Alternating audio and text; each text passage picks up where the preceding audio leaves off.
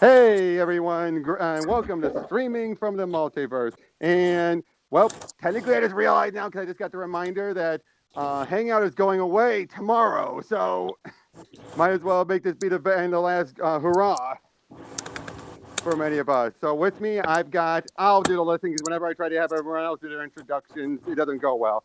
We have Dion. Hello, everyone. We have Dr. Wright, who is muted at the moment. Yo. Yep. We have Optimus Deadpool. Shalom. We have Psychology Nerd. What up? And we have Unholy Spork or Wendy. Hey! And, well, we're just going to be shooting the shit today. And again, if the stream, everything's going to be stopping by August and by tomorrow, might as well, right? Yeah. Yeah, I thought we had until next year, but apparently not. It's been kind of vague. They said October, it said August 1st, and then somebody was saying October. Yeah. And I just said like, okay, it's y'all got to just start doing what I did and go Streamlabs and Yeah. it kind of sucks because Hangouts is so easy to do. Mm-hmm. Oh yeah, so Yeah. easy, especially when it's built in. Yeah. You just put it in and stuff like that. I mean, the only thing a lot of folks are gonna have to they're gonna have to worry about like their bit rates and things like that because Right. Oh, we have You know. Nerdette in the stream. Hey, Nerdette. Hey, everyone, just say hi to her. Hello. Hey, Nerdette. I'm trying to Yep. open the stream right now. I'm just I'm boomering right now. Hold on. No problem whatsoever. Ah, there it is. I know. So yeah, there's been a lot of insanity going on. We're not going to try and dwell on any of the drama lately, just to avoid all that. But let's just start up with what I think a lot of us are still into: comics and video games. Anyone's got anything they want to talk about? Anything new they've read or played, good or bad? I don't know if you watch Cinemassacre, Angry Video Game Nerd. Oh yeah. Oh, I Um, saw that. yeah. that. That's like, what is this Black Tiger game and why does this look terrible? Why is this 2019? Oh, I know. And Gilbert Gottfried.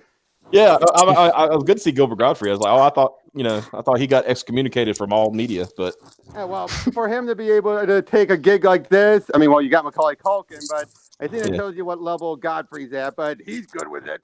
oh yeah, Well, I'll mention one thing quickly. I've been playing through Wolfenstein Youngblood, and I can see the problem people have with it, but me, I don't care about the microtransactions, and I'm easily entertained. Oh yeah, But- how is that game? It looked pretty cool. Yeah, but I'm also playing it solo. I have not done the co-op, Mhm. so I have to deal with the brain dead AI. And as far as comics, got a double dose of Scott Snyder today. Oh, really? Yep, the Batman Last Night on Earth and the final issue of Batman Who Laughs. Oh, okay. How's that? Oh, they were both good, but I gotta say, John, it depends on the project he's on, and I do not think he was the right pick for this one. I know those two wanted to work with each other again, but this just didn't feel like it. Not for the Batman Who Laughs. It worked for Black Mirror, but not this. I mean, you guys know about Jock's artwork, right? From Black Mirror and all that, and he's done some other stuff. I've seen his artworks every now and then on Black Mirror, even though I don't watch it that much. But yeah, I'm Right. familiar with it. Yeah, again, it's one of those. It's very scratchy, like not a Bill Sienkiewicz level scratchy, but Ah, I see. Yep. Well, anyone else? well, oh, okay. I just this apparently just dropped like less than an hour ago. What? Street Fighter V has a new pack coming out of fighters. Oh, Yeah, a it new just Oh, season. leaked. really? Yeah, Yeah. it leaked Wow, from I didn't know Steam. that. Better late than never. It's the Yeah. E Honda, Lucia, and Poison. Oh, Yep. wait, but now they're coming out with those? Yeah. Jesus. Boy, I got Street Fighter 5 a while ago, and I have all the season passes. Now I'm gonna have to buy another one soon. It's time for a new season. No. I mean, come on, you have Dragon Ball Z did the Ultra and the Super Pack, and now they're on the Ultra Packs. Yeah. That's crazy. And then Mortal Kombat. How many combat packs do you think they're gonna have? They're gonna have 2. And they're I gonna mean, everything already leaked, so we know all the characters and stuff. Okay, so That for is both true. packs, not just the one. And unfortunately, the deluxe edition only has the first pack, right? Yeah. So you still have to Aye. pay like an extra $40 for the next like 6 characters, but Aye, aye, Yeah. aye. oh well, it is what it is. I know. At least I got the on. Hey, right, you're sleepy. If you can't make it, dude, you don't have to. The what? I was talking to Dr. Wright. Oh. He texted, "I'm sleepy." So I'm like, dude, if you can't make it, you don't have to. Slap yourself in the face a couple times always works for me. I'm on a 14-hour day. I've been sleeping 3 hours for the past 3 weeks. Hey, dude, that's then fine. I mean, I just offered you to come on, but you don't have to if you're that tired. I mean, I'm kind of used to being rolled away hard and put up wet. I just usually get paid for it. When you All right, when you go through enough sleep depravity, after a while you're just like, I've been there sometimes. I've sometimes been there. Then I get enough sleep, and then I have to start all over again. like the worst I ever had from sleep deprivation. I had a really bad sinus infection, Ooh. and I get literally, that. and I am not kidding, did not sleep a wink for at least a week and a half. Jesus. Dang, that must have And been rough. by the end of it, I was babbling. I was crazy. I was talking to people that weren't there. Oh, jeez. Yeah, hallucinations happen. Who else has been there? Yeah. Who's about Not been me. there? I'm there now. Oh, well, there you go. Well, who did you think you were talking to then? I don't know. There's at least 3 of you in the room. I figure, I got a 1 in 3 shot. I just Hey, be like Doc Holliday. I got 2. I got 2 guns, one one for for each of you. Yep. hey, since poison was mentioned, Mhm. I gotta ask from anyone, where do you guys stand on? You know about poison, right? From Final Fight or Final Fight. Yeah. Mhm. Yeah. You know about the controversy with them, right? Or the The are what? they or aren't they transgender? Or not? Whether or yeah. not? Where Oh, do really? Where do any of you stand? I want to go with I forgot the guy's name who designs Street Fighter now, but Yeah, called her a new half. well, yeah, but I think just he's going with he's going as she exists right now. She is a woman, and that's All right. and that you can take that for what you will. Yep. Build your head cannons. Sorry, Stephanie, you didn't know this? Well, I didn't know there was a controversy, but like I don't know if the creator of the character said she's female, then she's female. Yeah. Yeah, because the whole thing came about because of the whole trying to come up with an excuse in the States to explain beating up a woman by having to be, oh, not really a woman, it's a transgender. Wow. That's that was better. literally the excuse. It's like, we can't have the Americans have sensibilities about beating up women, and we can't have them beating up women. So we'll just say that they're not really women; they're actually men who look like women. I know, And- and then So every character in World Kombat is a woman. I Yeah. mean, a man. Yeah, exactly. That's Shit. but because in Japan it was Carl still a Gage. woman, that led to that controversy of which is which. yeah. Yeah, and now she's voiced by a woman at least, and in the games. Yeah. But like I said, when the creator of the character says, and like I said, the best way to phrase it, I said the guy's a freaking genius. He phrased it as she exists right now, she would be considered a woman. Okay, that's pretty good. good. That is good. Yeah, so you could say she might have, she could be transgender. She might not be. I'm not going to tell. It's none of your business. kind of like, even though say what you will about the guy when John K talked about Ren and Stimpy, he says, I don't know if they're gay or not. That's none of my business. Yeah. Say what you will about the man, and good Lord, I saw that cans with no labels. It was stupid. That Kickstarter of his that he's worked how many years on? Yeah. I didn't know he had a What was that? Kickstarter. What? No, I didn't know he had a Kickstarter. Oh, he did in 2012. Check out Daniel Iberson's Kick Scammers video. He did one about it. Cans Without Labels. He also talks about the controversy with John Kay, of course. Oh, okay. Yeah, and I don't want to get into that one. I'll be honest, John Kay's always been hit and miss for me. Love Ren and Stimpy. Anything else afterwards? Ugh. Yeah, that's understandable. The problem is his content is it's always samey, right? Yeah. It- Even though you know, he's trying to if make you've all seen the Ren and faces look Stimpy- different.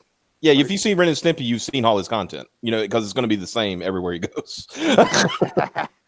Hey, and here's a different question I want to ask very quickly: is what have you ever a comic, have any of you been reading that you feel has been the most consistently good the longest? And even that means if any of it was before New 52 Rebirth, like which one of you think has been good the longest title Calvin and wise? Hobbes.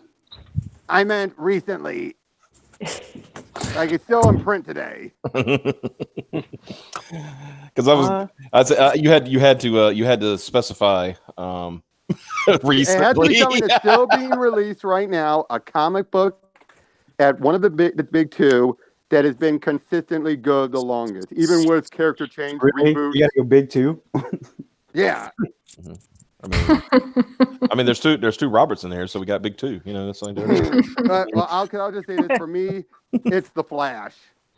Oh I think yeah. Flash has been consistently good since when I started reading them, which was from Jeff Johns, Flash Rebirth, all the way up to current. I don't think it's been bad. Maybe it's had some lurking moments, but nothing bad. Yeah.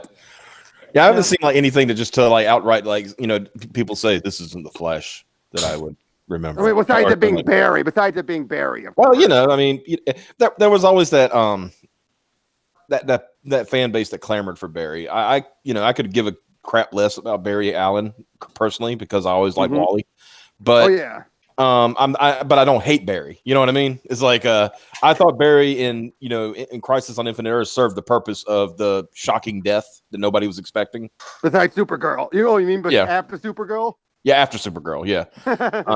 And then then when they brought him back, I was like, well, they brought him back. That's cool. And what I liked about what Johns did was that he didn't discount Wally. Just like he didn't discount Kyle. Right. Yeah. He made him just as important as Barry was. It wasn't just like better even because he still knew the Speed Force better than Barry. Yeah. Exactly. So that's what I appreciate when you don't have to instantly kill off your either predecessor or whatever just because the original's back. So yeah, and then of course he had plans for everything in place, and then he had to work up to Flashpoint and the delays, and then of course we had Rebirth, and that just threw everything he planned out the window. But if I gotta say this, Joshua Williams, I think, is besides Jeff Johns himself, he feels like he's the successor to Jeff Johns, just not as big named.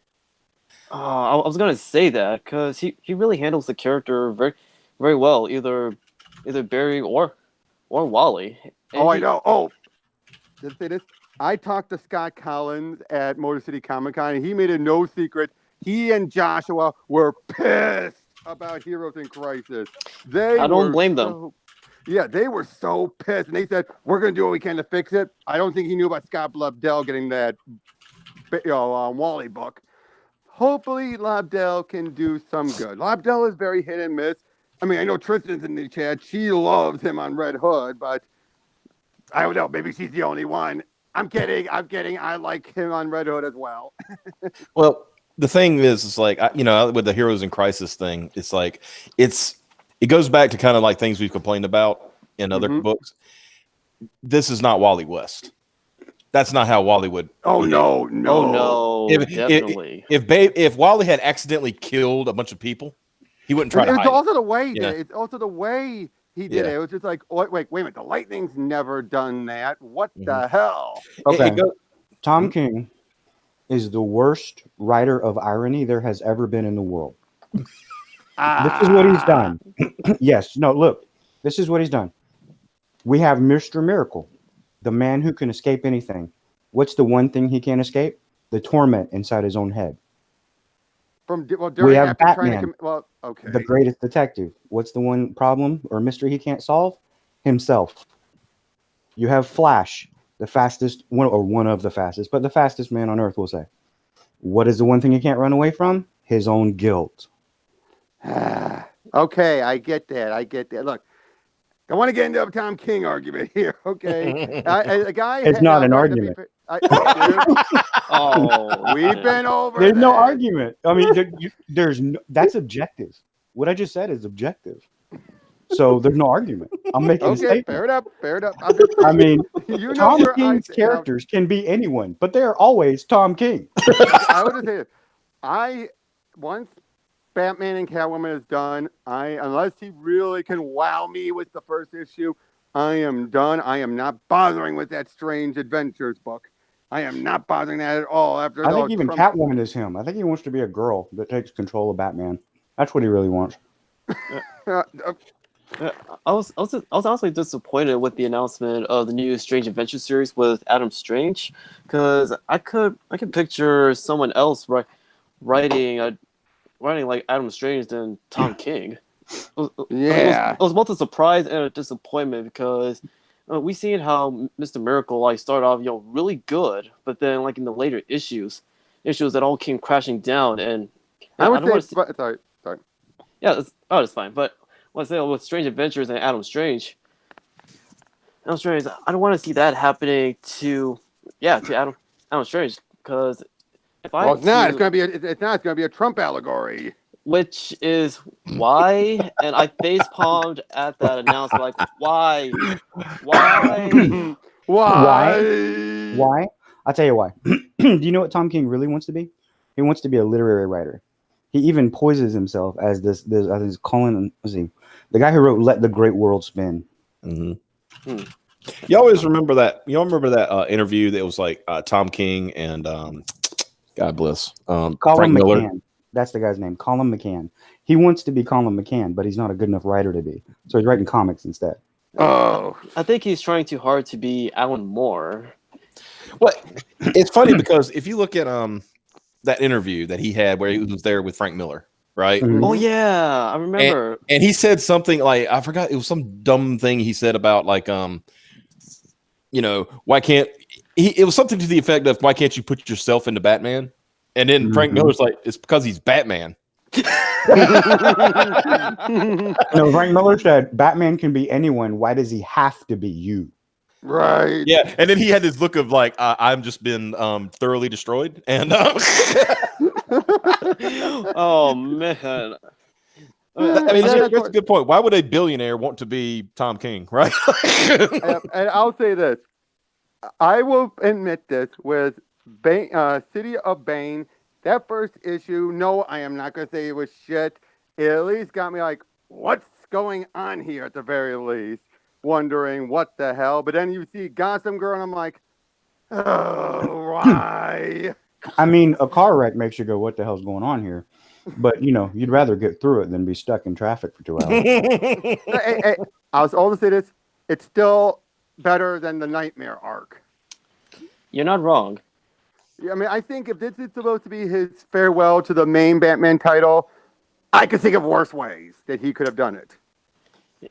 Yeah, I mean, depending on how his final arc is gonna end, like whoever is gonna take up the role as the main writer for Batman, they have a long. That's gonna be steep hill Bendis. ahead. Who are we kidding? It's gonna be Bendis. Oh come on, is it really gonna be Bendis? It's gonna be darker than dark. No, really, it's gonna be dark. Like so dark, you don't know what dark is. You better put on your sunglasses, son, because you don't know what dark.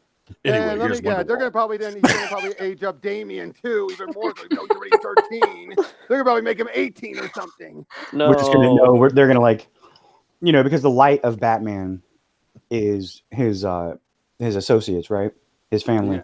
Yeah. So Bendis is gonna either have him killed or have them be completely miserable. King's already done a good job at that. So they're Rick. commiserating with Batman, and then Batman. I don't know. I don't know how a guy that bench presses 800 pounds is as cucked out as he is, but Tom King made it happen. So good for him. I mean, that's great. It's wonderful to.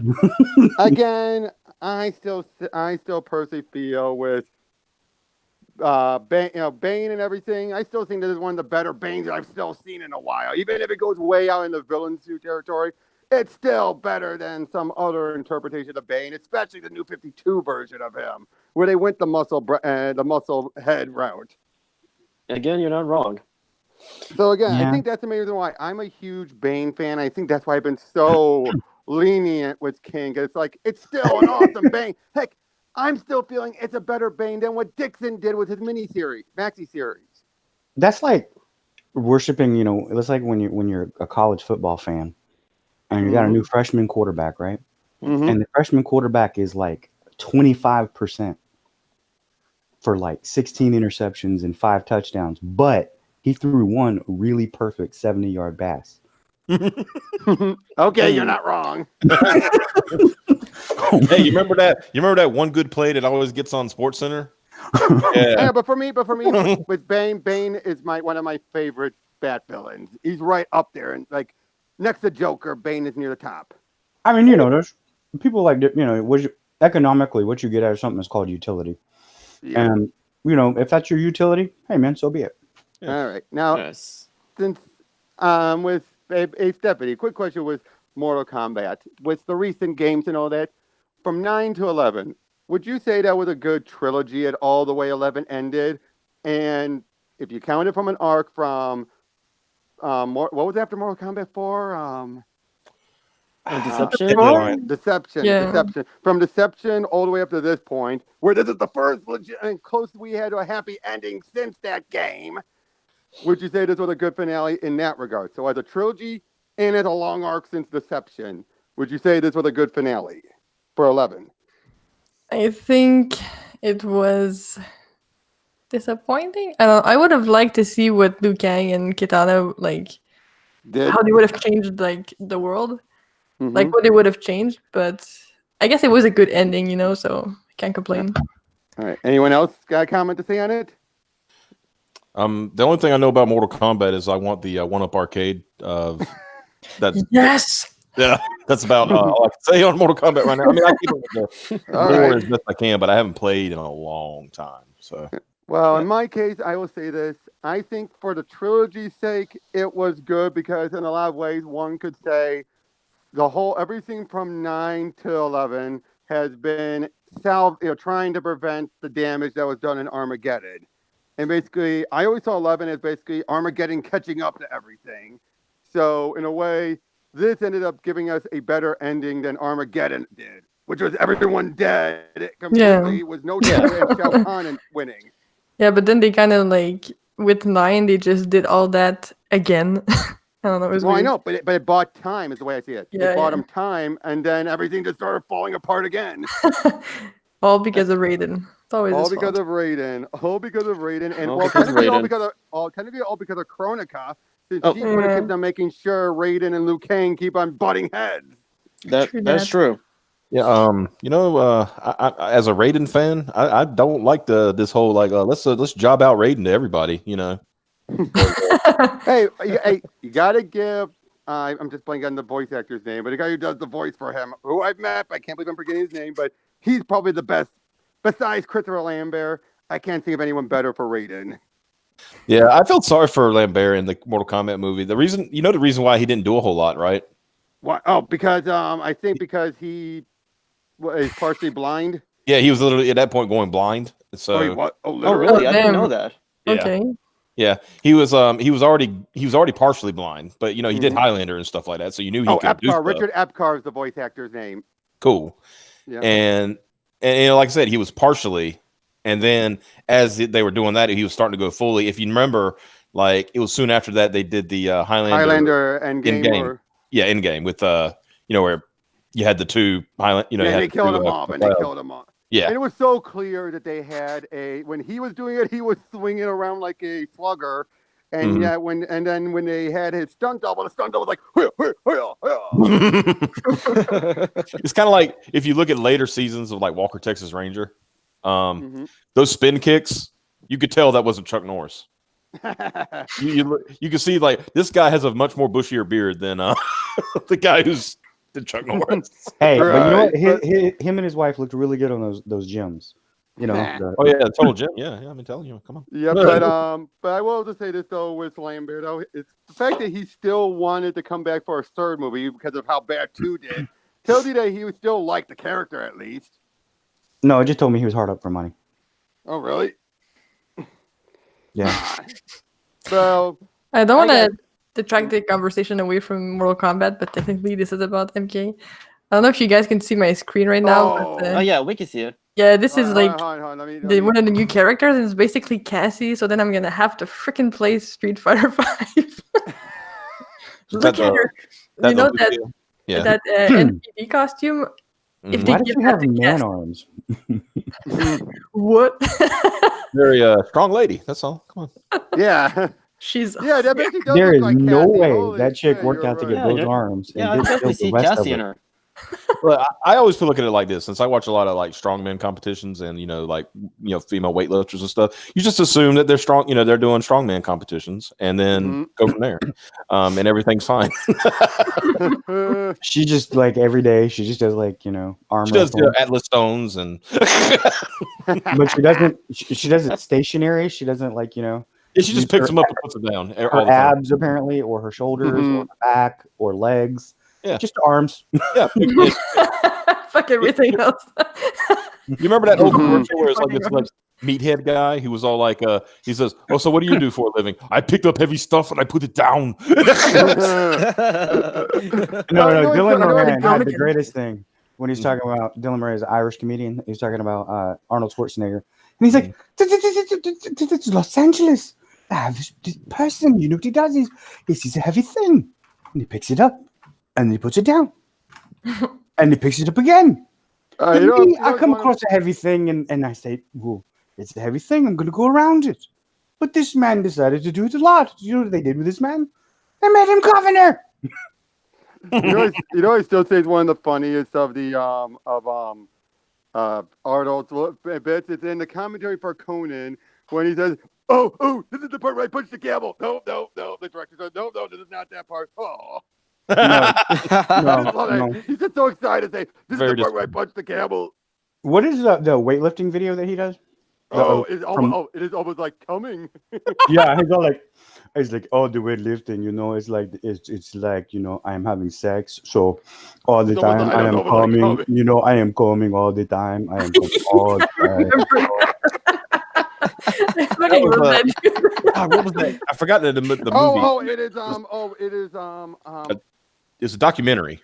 I know. Yeah. Let me look it up. Yeah, because it focused on him, Lou Ferrigno, and Franco Harris. Yeah. Pumping iron. Why did I say Franco? Pumping Harris? iron. Yeah, Franco Colombo. Franco Harris was the running back for. Which is probably one of the most effectively homoerotic movies ever that was unintentional. Yeah, right. I mean, there's nothing about like when they're talking about like this huge. They're building up this huge competition between Arnold and Louis, right? Mm-hmm. And the whole thing is just like at the end, where because the whole thing is about posing. Mm-hmm. And so the finale of Mr. Olympia, and they're just like just standing next to each other, just posing back and forth. And I'm thinking, this is the gayest thing I've ever seen. Hey, Wendy, you got anything to say about this? She's still muted. She's Yep, like, she's still muted. she's just thinking about like big muscly men right now. That's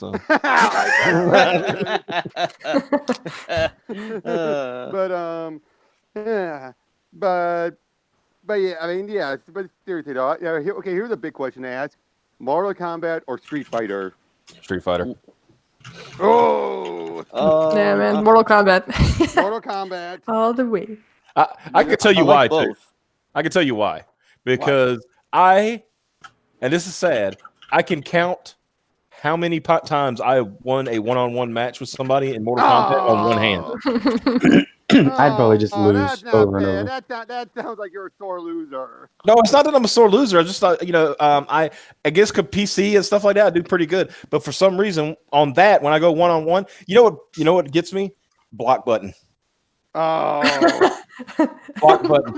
You should be able to hold back and block. I don't care what anybody says. It's a crime against humanity. Well, it's kind of annoying, especially since when you want to tech throws, like you have to let go the block button and then press on the right button. So it's freaking annoying. But yeah, I like how it was an injustice too.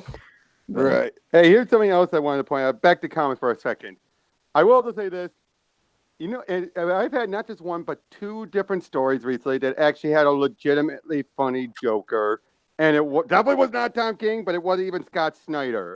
It was, sorry about my dog. It was Peter Tomasi and Andy Kubert in the Batman Secret Files.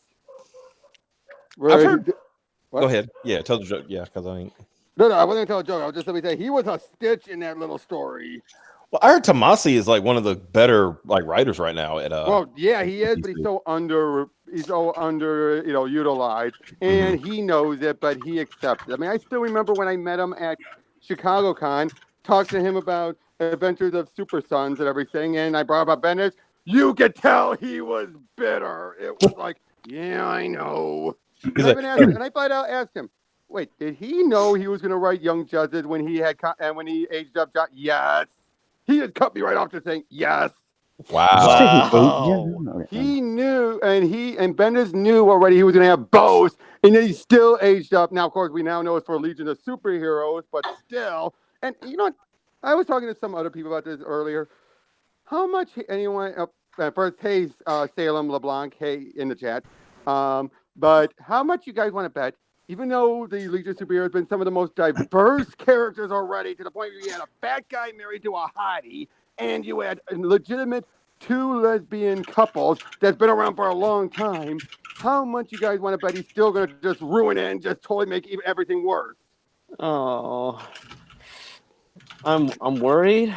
Worried because the Legion of Superheroes have been one of my favorite characters in DC for a long time, and it was thanks to the anime series that I was introduced to them.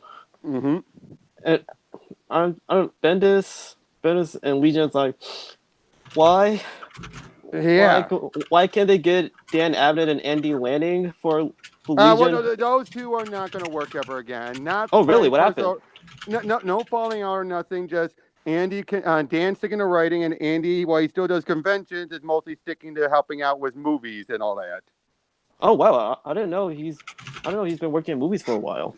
Yeah, he's been helping out with storyboarding and stuff like that, and yeah, that was the main gist I got from him when I met up with him, was that they're not going to work again. It's again nothing bad, just they've gone their own separate ways. Well, that makes sense because I mean, except for save for like having to do the convention circuit, which I'm sure this has its own problems. Yeah, I mean, we're all aware that the page rates that the big two pay are dog shit. So, well, at least DC has better royalties than Marvel ever does. But the royalties you have to get to a bonus, Right. So I mean, like, was it 40,000 to get royalties? It's like 45,000 that you had to hit over to get, and that's what I remember. Somebody was discussing. I forgot who it was, but they were discussing how, like Catwoman, for example. Mm-hmm. I forgot who writes it, but apparently Joelle Jones. Yeah, and apparently she's doing a bang up job. And that she's constantly getting in like the 80,000s with Catwoman. Oh yeah. Whereas Flash is barely not even making bonus. Jeez. Yeah. Even with some fan favorite artists and everything. It's just it goes back to that whole. I mean, I don't know. Maybe the Flash had been the center of things for too long. Maybe, or maybe people still tired of Flashpoint. Yeah. You got to look at it different. You want to also bet the stink of Heroes in Crisis probably didn't help. No, probably not. Because I heard they were doing like gangbusters after issue 50, and then within 25 issues. Well, it's kind of like kind of little gear switch to like what Marvel is doing, like with X-Men. They make this whole huge deal, House of X and Power of X, and everything's changing, and we're starting over again. And I'm rolling my eyes when I said that, and everything's going to be new and different. It's going to be great, and immediately announce 10 X titles. Yeah. I'll tell you this. You know what the only book I'm going to be buying is? Whichever one Jubilee's in, which is Excalibur. Jubilee's the only one I buy. Yeah. I was sorry. Well, I was gonna say when I heard the announcement of them, they're releasing new X titles for like the Dawn of X. My reaction is, like why so many X titles? Why not just start small and add them gradually? It's funny you mentioned that, and I'm gonna do a little something I talked about last week on my show. Did you notice back in the day we could actually get stories, and we didn't have to worry about having a new number one every 6 months? Yeah. We actually, hey, you remember when X-Men was up in the 400s in title, in numbering? Yep. That was awesome. And you know why I cared about that? And people say, well, that it's just like entry point and blah blah blah. I was like, look, Chris Claremont always dealt with entry point every issue. Yeah. Every issue. It was the little thing at the blurb at the top. I Hey, mean, hey, Wendy, I think your car when Oh, sorry. but sorry. Go ahead. Oh, I just know just to talk over women. No. I'm just kidding. I love women's. Women's are good. But it was like I love women, and they love me. That's the way it it was works. like a 1x7 little thing at the top. It would say like Cyclops, the leader of the team, Wolverine, the Berserkers. Yeah, exactly. It would go through and it even give when you. Marvel had the little preview, previously on pages. Those were good. Yeah. Yeah. So don't give me the crap about entry point. You can work around entry point and still. I mean, I think I heard like they're relaunching not Marvel Girl, Miss Marvel again. Really? Yeah, I think instead of October there'll be a new number one for Miss Marvel. I said they just did one. I will say this: there's only some exceptions. One, if a creator's been on a book a long time, sometimes it is better to do that. I mean, if you're doing a creator owned, well, not creator owned, but a where this you were bringing in this guy to do this book, and they're going to do a 12 issue. I don't have a problem. Like Grant Morrison and Green Lantern, they're ending on issue 12 and then taking a break. Yeah. Oh, really? Oh, yeah. They even said it's going to go up to the first 12, probably to give Liam Sharp another heads up again. Which is fine. Okay. They tell you what they're doing. We're bringing in Grant Morrison. He's going to do a 12-issue run. Which and he'll come back. Then he'll come back again later. But for now, just the 12. Yeah, but I mean, I'm thinking about and guys, you know this is going to happen when it comes to time because they keep up with the actual numbering, right? Oh yeah, they will. There will be a 1,000 issue of Spider-Man. There will be a 1,000 issue of X-Men. It's going to happen. And now, boy, how many times did they cheat it? Like saying like, oh, we're going to add all these other titles that were ancillary, or worse, you have Iron Man and Incredible Hulk. No, Hulk was actually fine. It was Iron Man, Captain America, and one other one where they added in the issue. No, and Thor, where they had the issues where they weren't even in it. Journey into Mystery and Tales of Suspense. They added those issues they weren't even in, and people were like, cheap. Yeah, that is. Yeah. It's like and dishonest. That is dishonest. I think it should be from your number one issue to current year, or the first time people consider their starting point.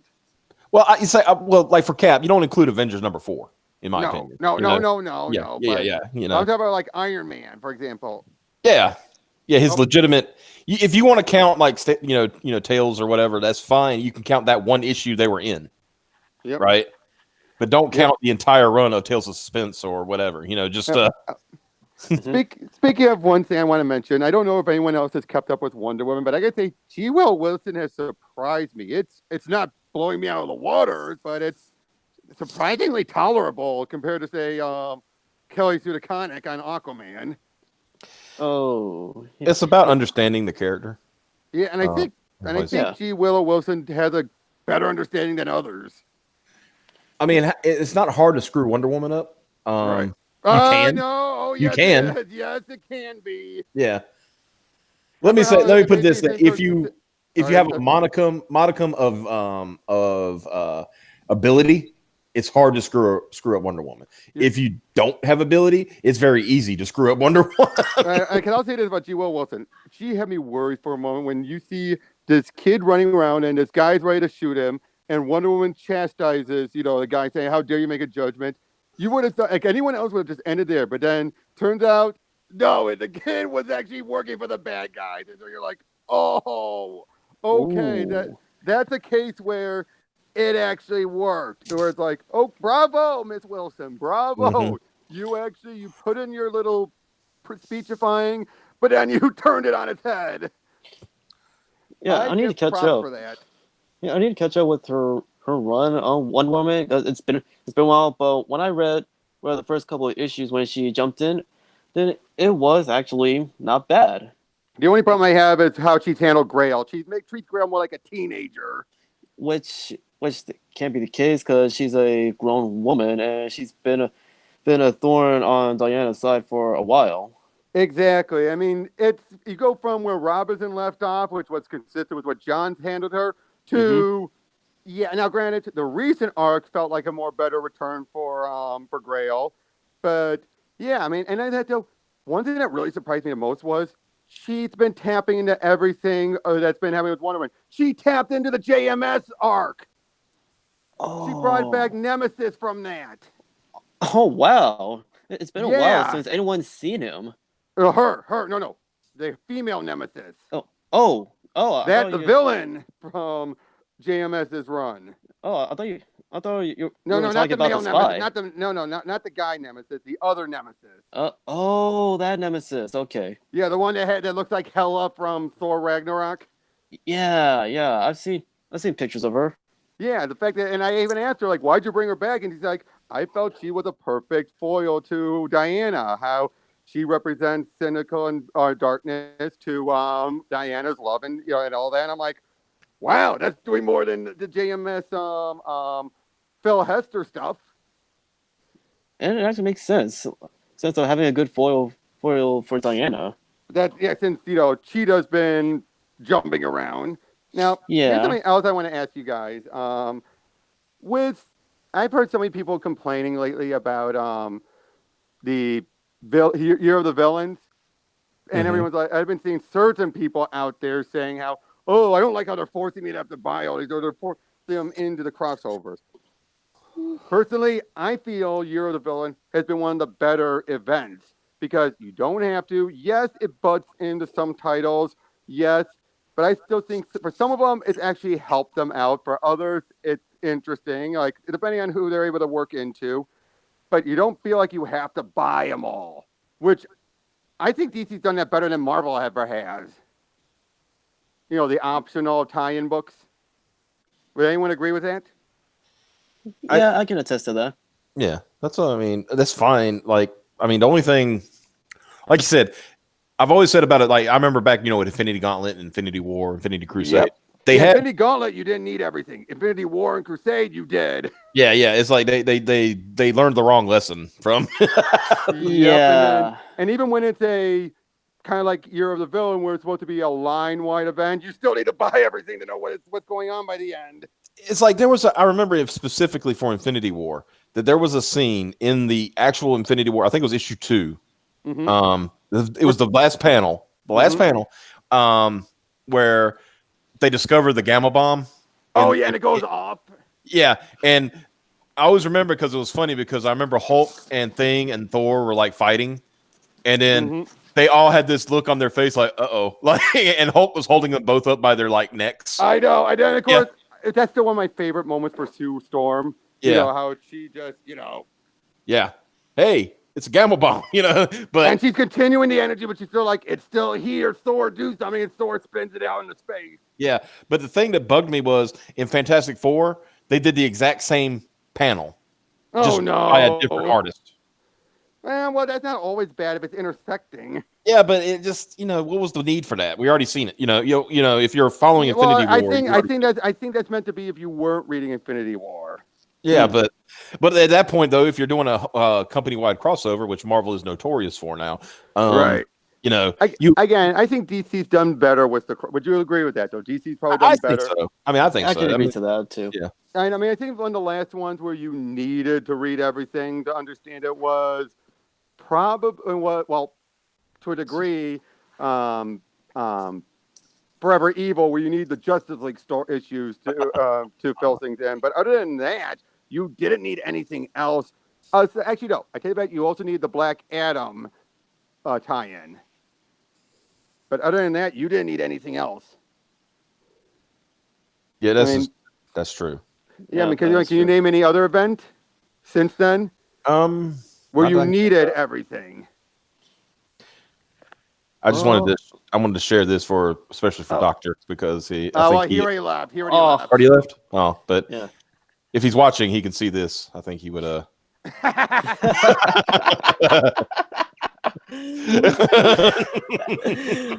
man, it fits I think so we can well all with agree him. with that. That's Yeah. Yep. But yeah, but as for events from DC, I could think of Dark Side War, which effectively leads into Rebirth. Well, yes, but I would say that was still within the one book, puts out and the tie-ins, but that was not an event. Okay, yeah, you're not wrong, but it was it was like a good storyline and also a perfect like segue to Rebirth, including Titan Exactly. Hunt. Actually, I will also say this: if Too Bad Dr. Wright's not here, I would have asked him, "What about the Green Lantern tie-in?" I don't think that dealt with any PTSD. Tom King wrote that one. Oh yeah. Somebody had a theory that on that.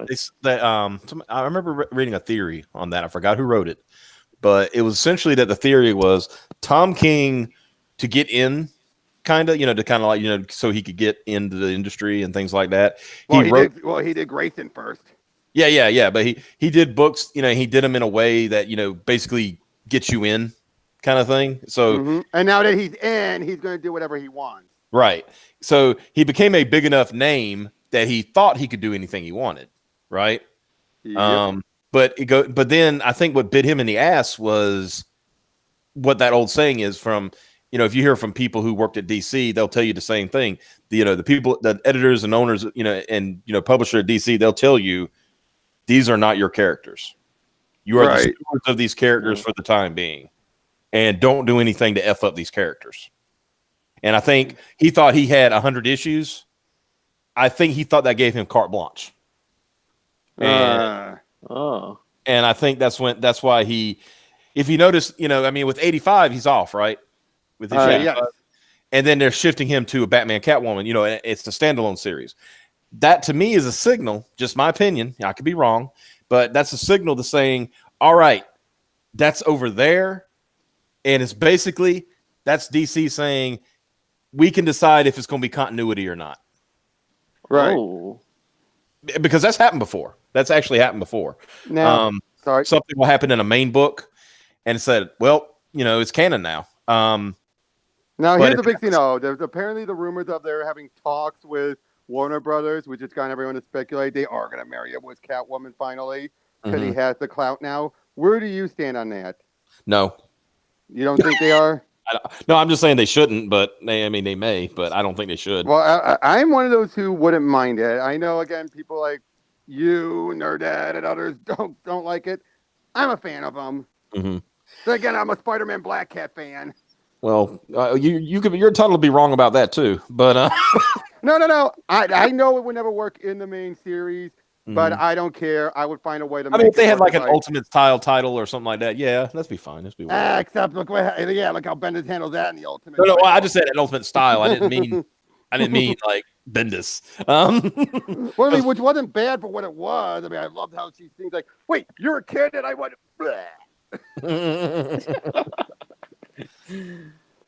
Oh man, let's see here. Hey Stephanie, here's a question for you. I've never played it myself, but have you ever played Marvel and DC versus Mortal Kombat? Yep, I have. How is it? I remember. It's weird. I don't know. It's supposed to be a Mortal Kombat game, but because like DC's name is on it, they couldn't do fatalities. Well, not for the heroes anyway. Yeah, like heroic brutality or whatever the heck it was called. It was so freaking dumb. But I kind of like the mechanics in it, but I'm not a fan of the 3D fighting games anyway, so it wasn't my favorite. Yeah, well, I asked that because I definitely feel, and I've always been a big fan of story in games, and I definitely think Mortal Kombat has a much better story than anything Street Fighter's had. And I think DC versus Mortal Kombat probably had a much better story in its own right than, well, anything Marvel versus Capcom's done. I'm sorry, but how can you say Street Fighter has a bad story? It's very simple to follow that. There's a big, secret organization that's trying to rule the world. That is also in the competition with another secret organization that is trying to rule the world. That is trying to subvert the other organization that is also trying to rule the world.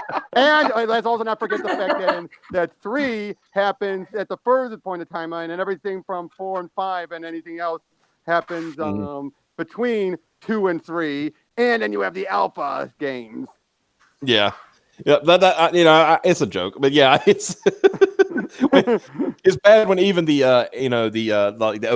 OVAs and the animes that they've had and stuff, even they can't keep up with it. Also, don't say this. Mortal Kombat had the better first movie. Oh yeah, definitely. Yeah, and kind of get a better second movie. I was gonna say if you're gonna do Legend of Chun-Li, then they definitely had a better second movie too. I know. Because God, Legend of Chun-Li was terrible. Well, what do you expect? You had Lana Lang as Chun-Li. Yeah, that movie did not age well at all.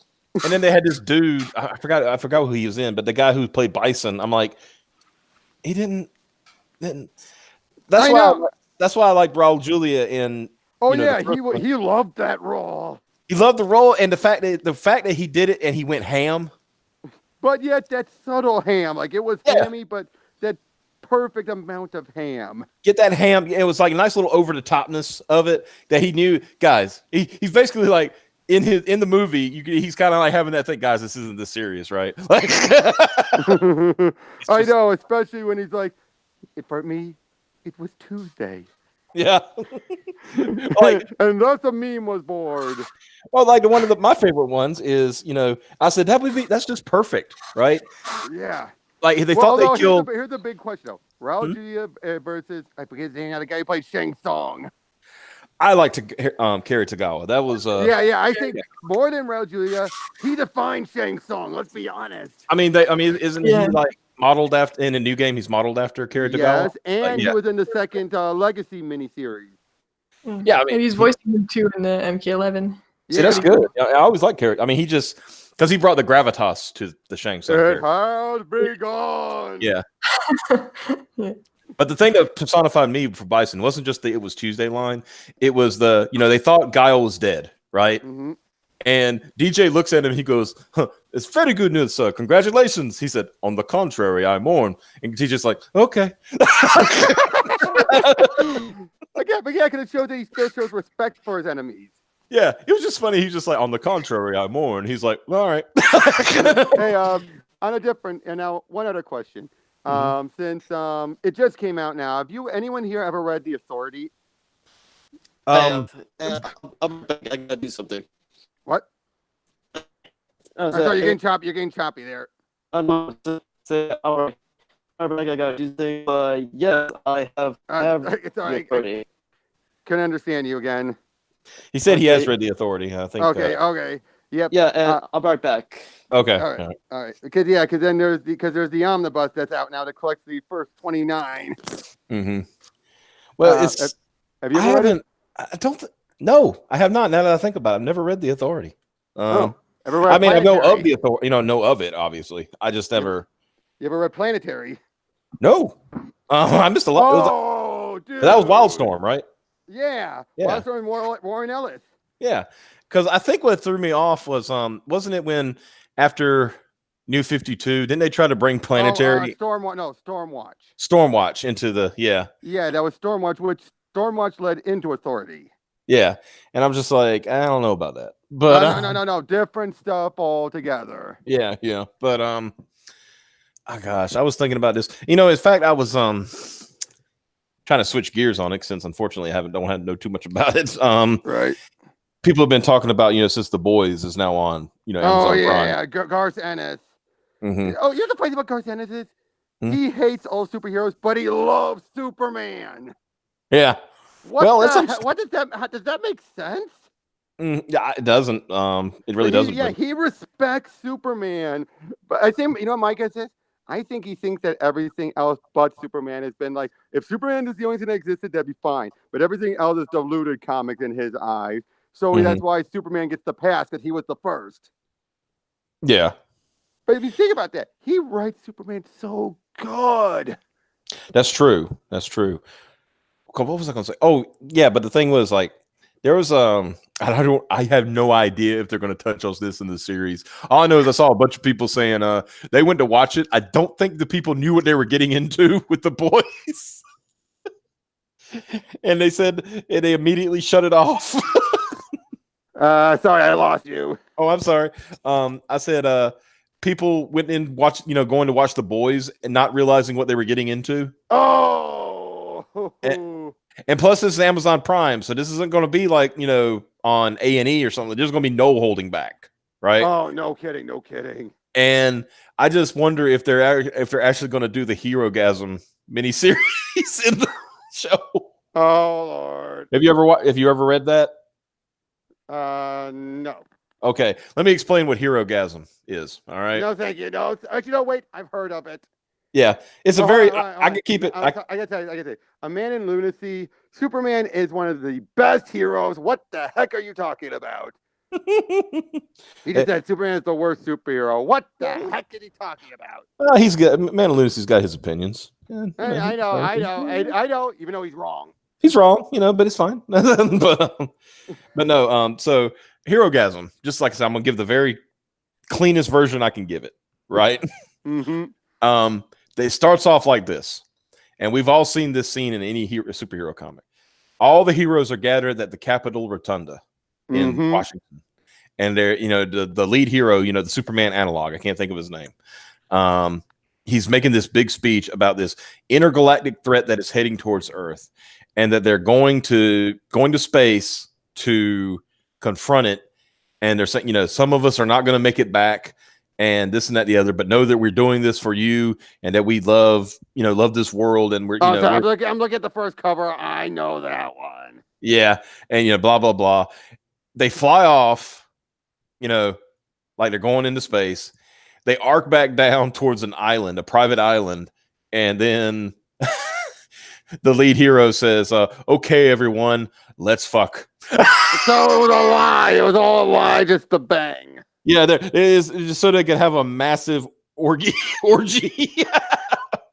And the thing is, a lot of characters would die during that, because it's so intense or whatever. There was characters dying. For 6 issues. Yep. So there was characters actually dying during that, so they could have just explained it away. It's like, well, they died in space, Okay, all right. Perfect powers with no personality flaws, and he's a boring blank slate that should not exist. Dude, he's an influence. Superman could take over the planet if he wanted to, but he doesn't.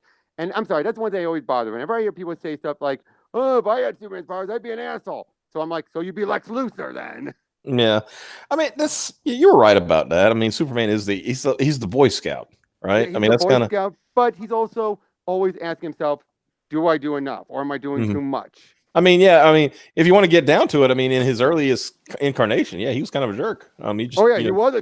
Well, Super Dickery. Come on. Yeah. I mean, he threw, like one of the first appearances, didn't he throw like a crook off a bridge or something? No. He threw a white beater into a wall, and then he grabbed what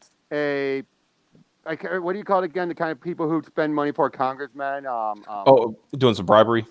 No, not bribery. Extortion. No. The people who legitimately fund them. Lobbyists. Grab the lobbyist and starts running on a power pole, and then he jumps and he's like, "Whoops, I missed!" And this is back before he could fly, so it ended there. Like, we're gonna die. Just to freak him out, because this was before we got into the war. Right. So, and this guy was trying to get him back and get America into the war. So Superman's like, "Can't have that." Mm-hmm. Of course, that was yeah. But then you talk about Super Dickery. Oh my gosh, that's Oh yeah, hey Flash, Jimmy, you guys, and we're in the desert here. You guys need water, Aquaman especially, but I got the last one. Who wants it? He made Jimmy Olsen marry a gorilla.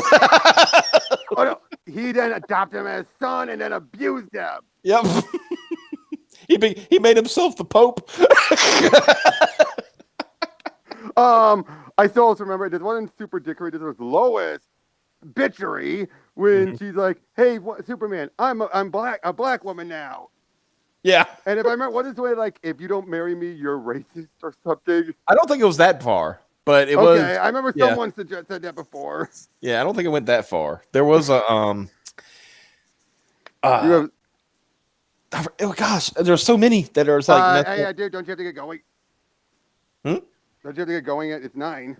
Oh yeah. I ain't worried about them. Okay, I'm Piper's back. late anyway. Yeah, Piper's gonna be late. But no, I probably will. I'll head off in about 5 minutes. But yeah, All right. yeah, that I always loved the Super Dickory stuff. It was great. Yep. I forgot. I'm trying to think of my favorite. Like, of course, the gorilla one was always great. I still think the cup of water is the defining one. What about the one where he's standing over a fire hydrant and everybody's like in the city who's like, Superman, please, we need to drink or we're all going to die. And he goes, not one drop. Yeah, but of course, the funny thing about all of this, they're so out of context. Yeah, it's like literally, it was like something was either affecting him or the water was like, no, you can't have it because it will kill you.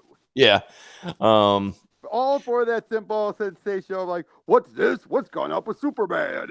Well, it's like the one, like it's talking about covers out of context. You remember the one where it's like, I mean, it was very innocent. I know, why he was doing it, where he was, taking his, Clark Kent, his, suit off and showing this kid that he was Superman. And it was like the kid was in bed and he was like crying, Oh. But you take that and you take it out of context. And you're like, oh, take my hands off this one for a second. Yeah. Hey, here's a different question. Have any of you been reading the Archie horror books? No, I haven't, admittedly. What about you, Optimus? I know, no. Right. I've actually been buried in. I've been buried in writing and. Jughead, The Hunger, and Vampironica are 2 great books, and they're doing the crossover currently. Yeah, they look really awesome. What? I'll try to find them on eBay because they look really cool. Oh, it is. They are. Well, they're in trade now, and you have the 3-issue crossover currently. So. Oh, nice. Yeah, because my comic shop closed last winter, so I haven't been able to follow up on that's comics and Catwoman. Yeah. And that's unfortunately a new thing that's gonna. I mean, not a new thing, but that's a thing that's going to continually happen, unfortunately. My store, thankfully, they've been smart about everything, and they still have 3 stores operating. That tells you how good they are. Well, that means that I'm hoping that means they've adjusted ordering and things like that. Oh yeah. They do not. They only do bulk when they really think it's going to sell, and if they don't, it does not stay on the shelves for long before it goes into the quarter or whatever bins. Yeah. And that means they have tons of Captain Marvels. Mm-hmm. But that's what I mean, I wanted to bring up one thing, just because we had the question was went earlier with the whole Street Fighter 5. Who's Lucia? It was pointed out in the chat that Lucia is from Final Fight 3. And the reason now when they said that, I remembered it because I don't know if you guys have ever seen Final Fight English. No. Where it was by the guy, the guy who used to do Two Best Friends, Matt McMuscles. He did this originally. He did a quote more accurate translation of Final Fight. Oh boy. And it was just it went from really crazy stuff, instead of that's where the whole Mayor of America, Mike Hager Speak Tough came from. But in Final Fight 3, she was there, but he called her a faceless policewoman. Oh. Yeah, and stuff like that. And then when they were showing off the characters, that's where I got my favorite line from all that, because she says this guy comes in and he was like, what are you gonna, we need to go stop them right now. And she says, wait, who are you? And he said, details are for weak men. Oh. And that's when Hager says, I don't know if I can trust you, but let this be known. If you lie to me, my sloppy rage will go all over your face. I was like, that's funny. Hey, quick thing before you go. Have you been keeping up with Flash at all? Flash? Not really.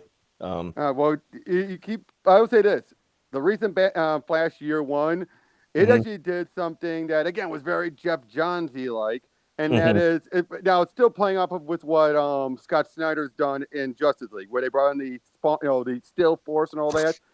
Yeah. And they brought in the Turtle, or at least the infant of the Turtle. In this case, we go back in time now. Barry remembering, because remember, first issue of Flash, who was his first villain? The Turtle. Yeah. The slowest man alive. And obviously now, because we have the concept of the Still Force, we're getting a retelling of that in a more modern context. Well, that does sound cool, actually. Yeah. I'm going to check that out.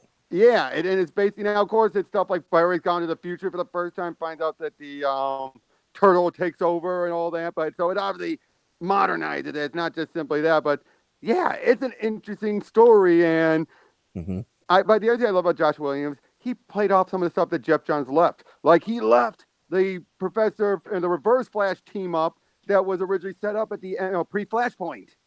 Yeah. Yeah, For that's Flash true. War. Yeah, for Flash War and everything.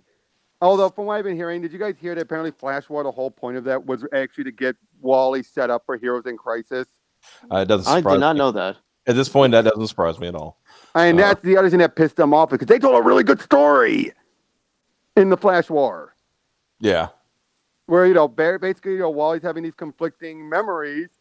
And, boy, seriously, they were writing Wally so good after Dan Abbott kind of fucked him over. Mm-hmm. No, seriously, Dan Abbott was putting Wally through the ringer unfairly. Right. I agree. Yeah. I agree. Yeah. I definitely Yeah, I and remember that in and then Titans. Joshua did some great stuff with him, and then I'm hoping they can, because they basically, even Scott Collins, like I said, he said we're going to try and find a way to fix it. Yeah. Well, I have to run. I have to go ahead and get the. I've been doing a little show prep while we were talking, but I will. If anybody doesn't know, I have a show on the channel Graded Point 5. It's spelled out. Tonight we're having Micah Curtis on. Cool. Yeah, to talk about Inglewood and some other things and whatnot. So hopefully we can all have a jolly good show. Hey, you keep things going, and I'm probably gonna take you up on that offer for having some, space on your site. Absolutely, yeah. We're gonna be announcing that pretty soon. So, Cool. in an official capacity. But we're definitely gonna need somebody to come help and test it out and stuff. So I'll be definitely reaching out to you soon. All right. All right, and that goes for a few people here too. So anyway, but all right, guys, y'all have a good one, and I will see y'all later. I'm gonna still tune in. I'll be in the chat just listening. So all right. Well, ladies, since have a good night. You guys have been talking so much. You two Take care, Optimus. All right, see ya. Yep. You two want to speak up now? I mean, I was looking at the Vampironica thing, and like the first issue is $20. What? Well, yeah, but there's a trade. But there is Oh, okay. I know. I think there is a trade though. A trade that collects the first 5 issues. That's about $20. Oh, okay. Oh, Yeah, maybe it's on Amazon because. Yeah, I think it's $20 because of the fact that when it came out, it was see Volume 1. Oh, there it is. $13. Ooh, okay, I'm buying this right now. Yep. But yeah, then you also have Jughead the Hunger Volumes 1 and 2. Okay, and, so he's a werewolf. That's cool. Yep, because those all lead into the Vampironica and the Jughead versus Vampironica, which is the two fighting. Nice. Because they're from different universes. One where the vampires won, and one where the werewolves won. Oh wow, that's interesting. Yeah. It also looks like they did a Buffy cover, like this one. Yeah, that's the thing about Veronica. One, I gotta be honest, I would pick Veronica over Betty. Betty, I think, is too pure in my eyes. But now that, but everyone picks Betty. That's I'm true. sorry, that pisses me off. Everyone picks Because Betty. she's blonde. Well, I know. And the thing is, though, is that with Veronica, and especially in their horror lines, the Afterlife and everything, they treated her like such a bitch and everything. And I was so glad they gave her a book where she's actually the hero. Yeah. And even when she meets up with Betty, who's a badass in the Jughead the Hunger one, and because she's more the Buffy one, she still wins out. It's like, this is no contest. Also, another book I got, I don't know if you heard, but you know about the Archie versus Predator, right? Yeah. They did a sequel, and then probably if you've read the first one, you're like, wait, how can that be? Everyone's dead. Well, they go to another universe. Because remember, you have Memory Lane, which can take you to other timelines. That is true. Although, and the funny thing about this one is Memory Lane is closed, and you actually have Veronica saying, "Were we canceled?" Wow. Okay. Yeah, I know. Like what? And they actually, I will give Alex the Campy this. She actually openly admitted they were going to go very meta in this story. Wow. Nice. Yeah, and that's one thing I will always give. The Campy's one of those writers who can do good stuff. That's one thing I will give some of these writers, like the Campy or Pseudoconic and all that. When given a title and given either they're really motivated to want to tell the story or they have the right editor involved, they can do good stuff.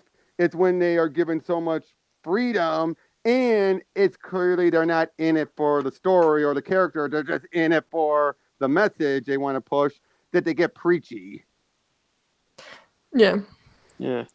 But I noticed Yeah. like even I know Catwoman had some stuff in it in the beginning, the first Mhm. few issues, but it's really good. Yeah. It's But got also, I mean, since going to talk about it with comics still, the whole Batman Ninja Turtle things, for example. Have you read that? Every now and then, yeah. Have And, I you? wanted and to get the it's movie, been really but good. Oh, the movie was good. The movie was yeah. definitely good. I've not seen it. How was it? Oh, I just said it was very good. It was basically yeah, and basically take the first the first miniseries, have it be that they coexist in the same world, so they're not from different universes, and you basically rearrange a few events, expand a few others, and you basically have the same thing basically. The only All one right. downside, Damien's voice is annoying.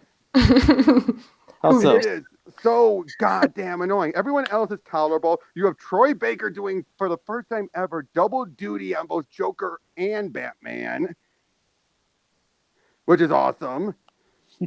And everyone else was either tolerable or acceptable or very good. But Damien is just like, shut up, kid, shut up, kid. Wait. Yeah. No, I don't know. Now, to be fair, if they did a sequel, there's no way they can follow up because the second one really relies on the parallel universe thing. You know what I mean? There's no way they can make it work there. So, yeah. But but yeah, it's more. And back to the Optimus is gone now. Back to Mortal Kombat for a second. Well, hold on, Wendy, are you available to talk? Oh, wait, Guess what? not. I was asking Wendy if she was still good to talk. Guess not. but but yeah, with Mortal Kombat, like, and Stephanie. So, can I've always noticed you always speak your mind very openly about some of the designs and all the other choices done. You seem to be one of the more acceptable of some of the changes to a point, right? Mhm. Yeah. Was there in what when where did things start? 'Cause I've also noticed lately you've been more still being criticizing things a bit more. When did things change at all in your mind? Well, I think I was more lenient before the game release because I was so freaking excited. I was like, I just want to play this freaking game. I don't care what they wear. But then, then you saw it. yeah, and then I saw Cassie's costumes and I was like, oh, kill me. like, Yep. Or you heard Ronda Rousey as Sonya. Good lord. I yeah, so had high that's hopes. just really bad. I had like, hopes for her. I had hopes. no, man. I mean, I don't know. I feel like if you're gonna get someone there just for like clout or whatever, at least give them like someone to help them with voice acting. Like, I I know. don't know. And what made Yeah. it worse was Cassie's actress was replaced, and yet she still did a great job. Yeah, she's freaking amazing. And then I feel like your scenes with Cassie are not that bad. They're pretty Oh, good. But it like, felt like a sister talking to her, like a sister talking to her. yeah, sometimes it's like take no prisoner. Sometimes okay. Or the Please don't talk. you left me to die. And even that the writing in that one was atrocious too, because you're like, okay, I get it, keep jumping the gun, but you know the one part that just kept, I'm done. Made me be like, I'm done. Was always call me Private Pumpkin. It's like you couldn't even deliver that right. Yeah, You pretty could much. not even deliver Private Pumpkin right. Oh man, or What like the she has those hell? like win animations, and in one of them she says that was beat ass and nuts, and I'm just like, what? Shut up! Just stop talking. But I know I know. I don't know. And then I mean, I know Tristan will always call Frost Ellen DeGeneres. He's not wrong, but give me Ellen DeGeneres over Baldy. Yeah, and it was that was so bad. Like when the lease came out and she was just freaking bald, everybody was like, "Oh, it's because they just haven't done the hair already." I'm like, Nope. "Bruh, she's bald." But her hair, I don't know. I think it's bad. I like the Yep, colors. Like her I design agree. looks cool, but I don't Yep. like her face. I also say this. One other thing that's kind of bothered me about 11 is, and I don't know where you stand this, is how easy you can accidentally brutality someone in the game. where you're like, Yeah. oh crap, I didn't want that. Yes, they're playing with friends, and then you suddenly brutality, and you're like, oh shit. Because Especially let when him you're Shao activate. Kahn. When you're Shao Kahn, especially, then it's like, I'm like, okay, do the uppercut. Ah, crap. Yeah, pretty much. I just have So, to feel like, oh crap, so many times. We're like, no, I wanted to do a fatality. yeah, it's the same thing like with those easy fatalities. Like you want to do like a back four, whatever, and then all of a sudden you're fataling them, and you're like, what? Fuck. I know. And then you have I'll just say this. I don't know if you took advantage of it. I took advantage of that glitch for the heads on The the head spike. glitch? Oh yeah. Oh yeah, I Yeah, got them I all. took care of that before they patched it out. I'm like, I'm getting it. I got them all, and I was like, oh, thank God, because I was not going to do all that. It's I'm so like, long, dude. I know. I've been playing this game since it came out, and I just recently got Scorpion's head. Like it's the first one I got legitimately. I'm like, fuck that. I know, but yeah, I took advantage of it because I'm just like, no way, nope, Yeah. nope, nuh-uh. I mean, my main guy anyway is Shao Kahn. I'm just a big bruiser. Yeah, he looks super fun to play, but he's really like low tier right now. Oh, I know he is. I know, but that's good for me because I'm not that good with fighting games. Yeah, but he hits hard. Like if you pressure your opponent, it's pretty Right. good. I like Yep. him. I was playing against a shotgun player the other day in the combat league, and like I did a big combo with Cassie, and then she said not swole enough, and I was like, wow, Wow. this game has like the best comments. Now here's the big question: do you think the MK2 outfits for the ladies? Do you think they're going to actually be DLC, or do you think it's going to be Combat League unlocks? I think it's gonna come with the Nightwolf. That's my All right. that's my guess because like we had the classic male ones, male ninjas with the Shang Tsung. Right. Well, I hope so because if it ends up being, like I said, Combat League stuff, I'm like, forget it. Yeah, pretty much. I think it's the DLC packs. Okay. I really hope so. Yeah. I really do because, yeah, that wouldn't be fair for it to be. Now, do you think they're going to make the Combat League stuff ever be DLC packs as well, or do you think that's going to always just stay the Combat League? I don't know because in Injustice 2, what they did NRS is you could actually buy the outfits you wanted with like in-game currency, but they didn't do it this time, probably because of the backlash, which kind of sucks. So. Oh yeah, no kidding. I'm not sure if they're gonna make it DLC, maybe. But... Yeah, because good lord, microtransactions in general, God, wish they'd stop. Like that's one of the things I keep hearing about with Wolfenstein Youngblood, and yet I'm just like, I don't care. I just want the story. Yeah. Because that's all I'm about. I'm always about the story, and that's probably the reason why I never cared much about Street Fighter until 5, where they actually gave it a story mode, and that was only because of Mortal Kombat. Yeah, they kind of forced it. Like Street Fighter 5 when it came out, it had like nothing. I don't. Although the story mode they got is good though. Mhm. It is good, but Yeah. I mean, so it tells you at least makes you wonder, did they rush it out, or was it something that they always had a plan, or did they not have a plan, but they decided let's rush it out and then it ended up being good? Yeah, I'm not sure. I mean, you mean Mortal Kombat? No, Street Fighter. Oh, Street Fighter? Street Fighter 5. I think they made Street Fighter 5 like with pro players and like competitors in mind, not really casual players. I think that's what happened. Yeah, and that explains why it didn't it take like a year for them to do that story mode? Yeah, it took a while. Yeah, but again, it was good, so they didn't half-ass it. But I would say this. I really do. I hope they would do eventually DC versus Mortal Kombat 2 or something, or better yet, Mortal Kombat versus Injustice. Yeah, I heard that Ed Boon was talking. He wanted to do a Marvel versus DC fighting game, and if they do it kind of like Injustice style, that would be really cool. I agree. Now, here's the question for you. Did you ever read Injustice versus Masters of the Universe? Nope. Believe it or not, though, that takes place after, and that follows up on the if Superman wins ending. Oh, okay, like in the game? Yeah, it actually it continues from there. Oh, Then you nice. have the Damian becomes Batman, and he gives up some of the remaining leagues. They go to Eternia, and they ask Superman, because He-Man, because he's magical, to help him take out Superman. And in the case of Master of the Universe, this is after the Thundercats crossover. So they've already dealt with this stuff. They come to Earth, and at the same time, Darkseid attacks Eternia. Whoa, that's crazy. Wow. Yeah. And, I know. And you also have Skeletor, given after the events of He-Man Thundercats, he's working with Superman. So Superman already knows ahead of time of He-Man. But here's the best part. Skeletor is trying to double cross him. He's working with Darkseid and Superman, but he's hoping to forge a new power sword that uses the energies from Shazam. Okay, that's like way too much for me. No, but think about that a second. You end up having Skeletor and then later He-Man with the power of the Shazam through a power sword. Crazy.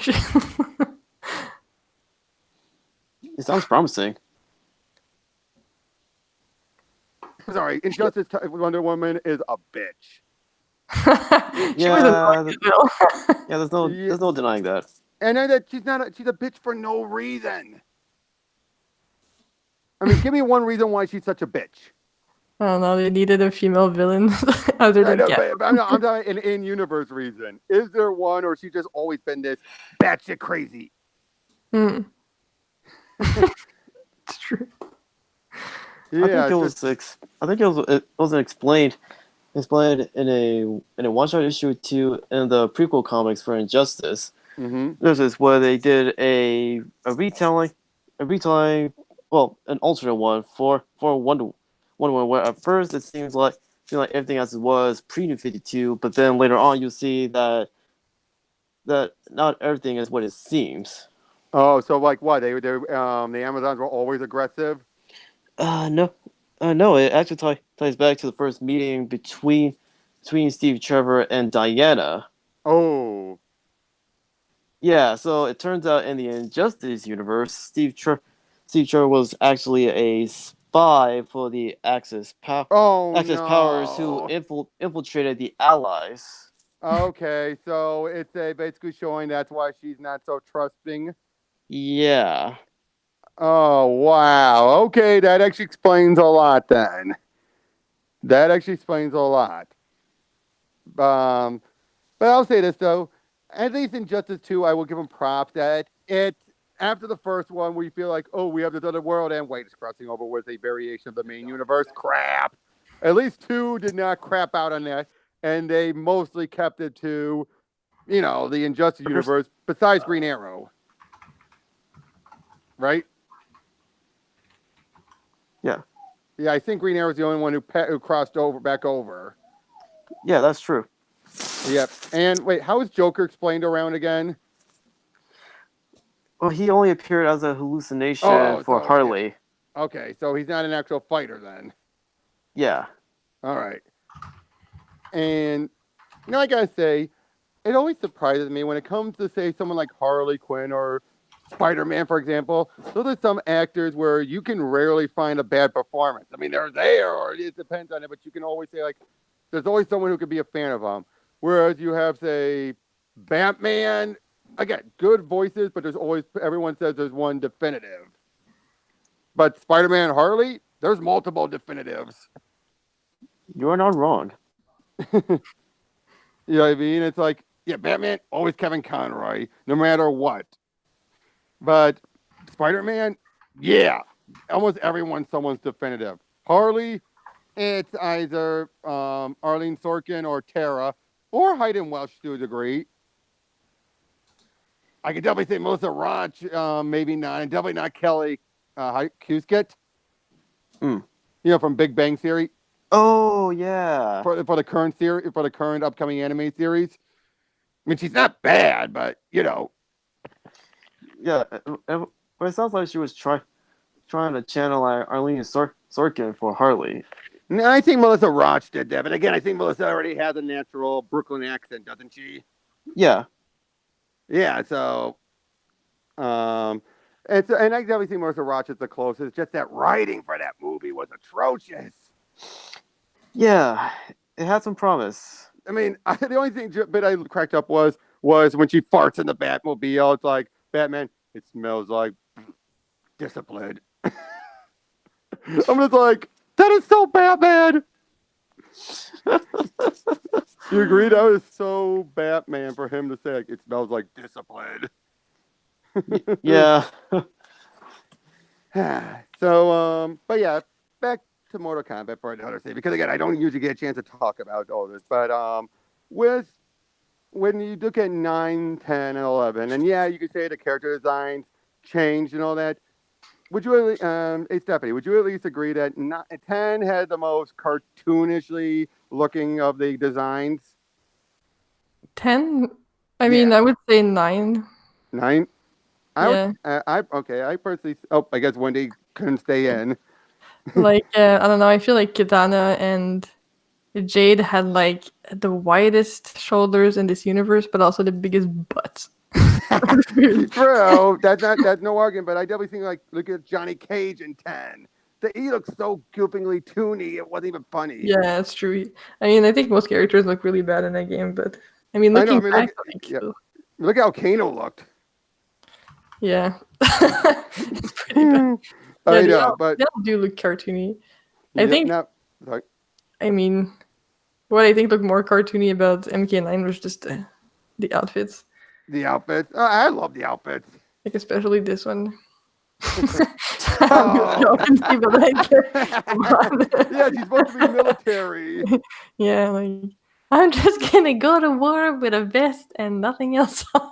Now let me ask you this: out of the and not counting Ronda Rousey, of course, who was your favorite Sonya voice for the 9 and 10? Between 9 and 10, which one was your preferred voice? Sonya, I liked 10. 10 better. Trisha Helper. Yeah, Trisha. She was awesome. Yep. I love her as Kerrigan in StarCraft as well. Yeah. Yeah, seriously, name one thing that Trisha Helper has done that's been bad, that she herself has been bad in. Yeah, probably none. But like, she's a real voice actress, and like, yeah. Yeah, or at least she's had experience. She's still a main, Hollywood actor. So. Yeah, true. That. My friend Eric's in the chat saying hubba about Sonya. Oh yeah. Hey, we're guys, all right. Can you blame us? Oh, it is Scarlet. But I would definitely say though, I think you could definitely tell there's a big difference between 9, 10, 11, and well, everything from 1 to 8. But in a way, I think the fact that they actually put emphasis on story is what makes this trilogy stand out of all the other Mortal Kombat games. Yeah. Because everything else you had to rely on. Well, when the next game came out to find out how things played out.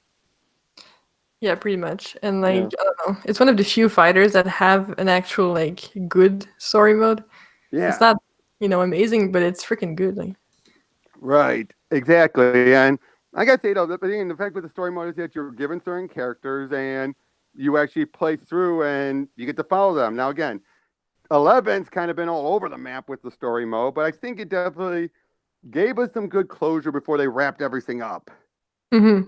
Yeah, because like there's wiping the slate clean again. Well, yeah, but this time properly. Yeah. I think they're gonna like be a while until we get a new MK game. Yeah, because they're probably gonna stretch this one out. Yep. I mean, hopefully they're not going to be as long as 5 has been for Street Fighter. I mean. Oh yeah. It has been so long. Yeah, that's true. I think Street Fighter 5 is in a good place though, but if they like fix a lot of stuff in MK11, it could last like that many years, like 5, 6, whatever. Right. I agree with that, but I think the other thing is that having a much fuller, clean slate. One, yes, it could lead to even more wokeness and reworking and making Sub-Zero and Scorpion gay for each other or whatever. Yeah. I know, whatever crap. But at the same time, though, I think for the sake of the storyline and everything, this needed to happen because they wrote themselves into a corner with 10. Let's be honest. The moment they took out Quan Chi, they wrote themselves in. They're like, how do we get out of this? Yeah. There's so many revenants. It's like, how do we back out? They didn't have anything. So I think 11 was like, they had no choice. Yeah. But and also you can only mess with time so much. And I still say though, I wish they actually made a proper, instead of just having for the cutscene, having a proper subway map. I want my subway map. Oh my god, yes, I miss it so much. MK9 subway map was like perfect. I It know, was but really the fun. fact you had in the cutscene, but you never saw it, and it felt like the Matrix subway sequence, Yeah. didn't it? During that fight. And the brutality was awesome. I mean, Yeah. stage fatality. I know, and again, that's what I want is to have that back. Is the subway because I love the subway, just punching them in. And boy, I don't know if you ever watch any of these Flash cartoon bloopers people have done of Mortal Kombat, but I always remember one where in one of them a guy does the fatality move, but because they're on a train track, the front train hits him instead, and the guy who was supposed to be killed is like, "Oh, what?" It's like, and it's just like they say, whoever was supposed, like Shang Tsung, wins when he was supposed to be the one who died. But then the train came by and kicked him out too. Man, So I they're never both saw that. dead. The heck is that? I never Yeah, saw but them. Yeah, I'm gonna have to go since I work tomorrow morning, but it okay, was no really problem. fun. Thanks for coming in. Yeah, thanks for the invitation. Yep, I'll no try to problem. come more often. And well, here's hoping. Yep. All right. Good night, guys. Yep. Good night. See you, nerd. Nice meeting you. Yeah. So well, I'm starting to get a little dry myself, Dion. So, but it was great having you on. Yeah, thanks for inviting me. No problem. And well, before we go though, I just want, and so what other books have you been reading and keeping up with? Well, I finished the final issue 24 for The Wild Storm by Warren Ellis. Oh yes, that was good. So you've been reading it? I've read it. Yeah. Yeah, it's like severely underrated, and it doesn't get talked about or get that much attention. I know. And the fact is, he had a set story in mind. Like you knew from the very first issue that there was going to be a 24 issue story. Yeah, and yes, while I can understand that with Wildstorm, it's a slow burner, Yeah. but there is a story to it, and you just gotta be patient, and the payoff was worth it. Exactly. Yeah. Exactly. And then you have the upcoming 6 issues of Wildcats, Yeah, which I think is meant to wrap up loose ends. I think. yeah, I can see that. Although the choice of artists, I like. Yeah, I don't know. but yeah, I know what you mean. Especially when you've had such a consistent art, which is rare. Yeah. I mean, it's like it's like the Freedom Fighters miniseries was like I knew Eddie Barrows was going to have a fill-in art. He can never do all the issues in a row. He never can. That's true. I Well, mean, yeah. I felt like for the Wildcat series as the first spin-off for Wild. No, second. Oh, okay, yeah. Oh, Yeah, right. you had the Yeah, other one, the one that second. Brian Edward Hill did. Yeah. Okay, that was the one. Sorry. I don't know if that's my phone or something that's getting garbly. What was that? The one that was the other one. Hold on. Let me move around. I think it's my end. Okay, yeah, there we go. Go again. One more time. Okay, so The Wild Storm, Michael Cray by Brian Edward Hill. Oh, Yeah. that was another good one. Yeah. Oh, yeah, that was. Yeah, that was. Yeah, because it reminded me of Planetary, or to be more precise, one of the characters, like the Four, which is an evil analog of the Fantastic Four. Oh yeah, exactly. I've read Planetary. I have the omnibus right in front of me. Nice. Yeah, I've been loving how they've been doing more of these complete omnibuses. Like you have this one, you have Deus Ex has a complete omnibus. That's true. Yeah, and you already have the Authority, and they're coming up with Why the Last Man in a couple months, and that's why I am hoping and praying we will eventually get a complete series omnibus for Preacher. Because if we can get one for the Invisibles in one massive tome, if we can get one for Deus Ex in one massive tome, then yeah, goddamn it, give me Preacher. It will be a while, but it'll be exciting. Yeah, or now Starman, that would need 2 full omnibuses. You know, the James Robinson Starman. Mm-hmm. That would need 2 omnibuses for that. Well, and a different, and well, what, well, any other like main DC books you've been keeping up with? Well, Scott Snyder's Justice League run. I Oh, that's recently been read. so good. Yeah, I recently read issue number 28, Apex Yeah, Predator, and I gotta say, yeah. it's one of the series from the big two and also independence that's been consistently good. And with his latest Justice League run, I can see as a worthy spiritual successor to Grant Morrison's Oh JLA. yeah, definitely. And how he's actually expanding the cosmic levels of DC properly.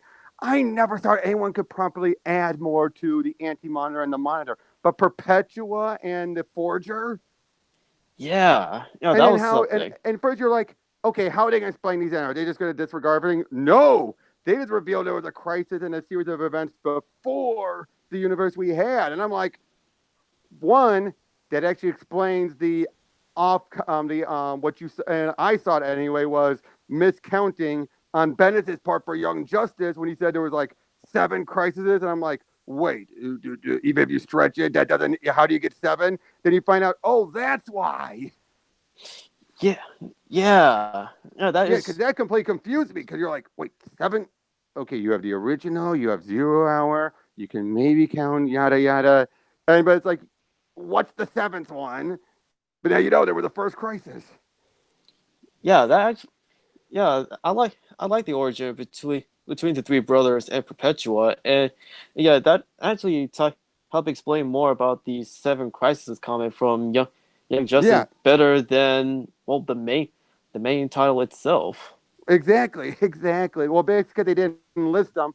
You had to figure it out, and if you count, basically, what I was able to count it was the original crisis, 0 Hour, infinite, infinite crisis, um, Final flat, Crisis. what? No, Final Crisis. Then you had maybe Flashpoint and maybe Flashpoint and Dark Side War, because Dark Side War was stated to be a crisis level.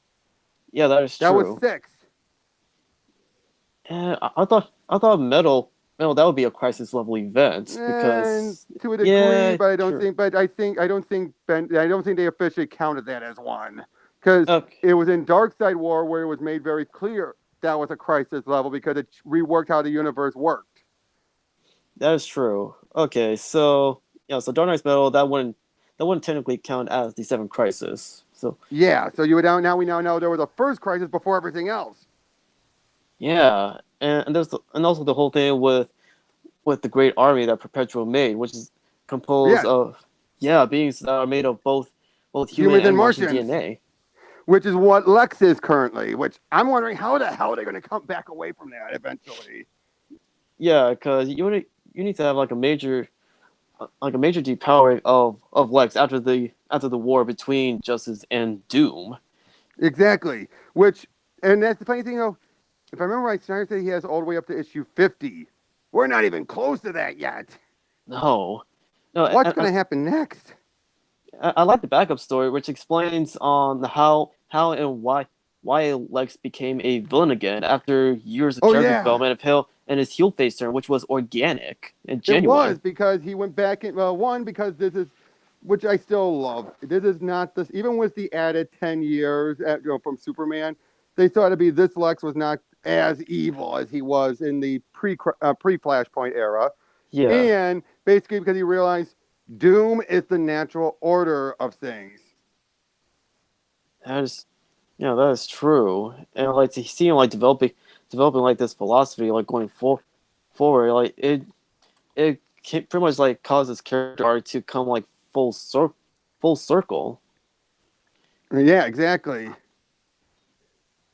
I mean, but I know exactly. It brings it full circle in a way that everyone else kept thinking. Like, even when Dan Jurgen, no, Peter Tomasi did that Imperius Lex story. It's like, well, is he going to go back to being evil? And nope. Because I thought that would have been a fine story too, but this was so much better. Mm. Oh yeah, the Imperious Rex storyline. Yeah, because that was like setting him up to be going on the path of being evil again, but just not there yet. Oh yeah, that is true. That was meant to set up for Doomsday Clock. which, if you remember, all the stuff that's currently happening is still pre-Doomsday Clock. Yeah, that is true. And the latest issue of Doomsday Clock, that was really good. Oh, it was. I like the introduction of the metaverse, and it keeps Yeah. everything like in continuity from Jeff Johns. And if you read go back and reread the issue, like you'll see the subtle jab that he gave out to DC, like dark, Yeah, yeah, which was very subtle, but it was effective and good. it was. And but I also do love how throughout as it's going, Doomsday Clock, I just love how it's but yeah, like I said, only someone like Manhattan could observe the changes that the history they've caused. So he's like, Superman was here, now he's here, now he's there.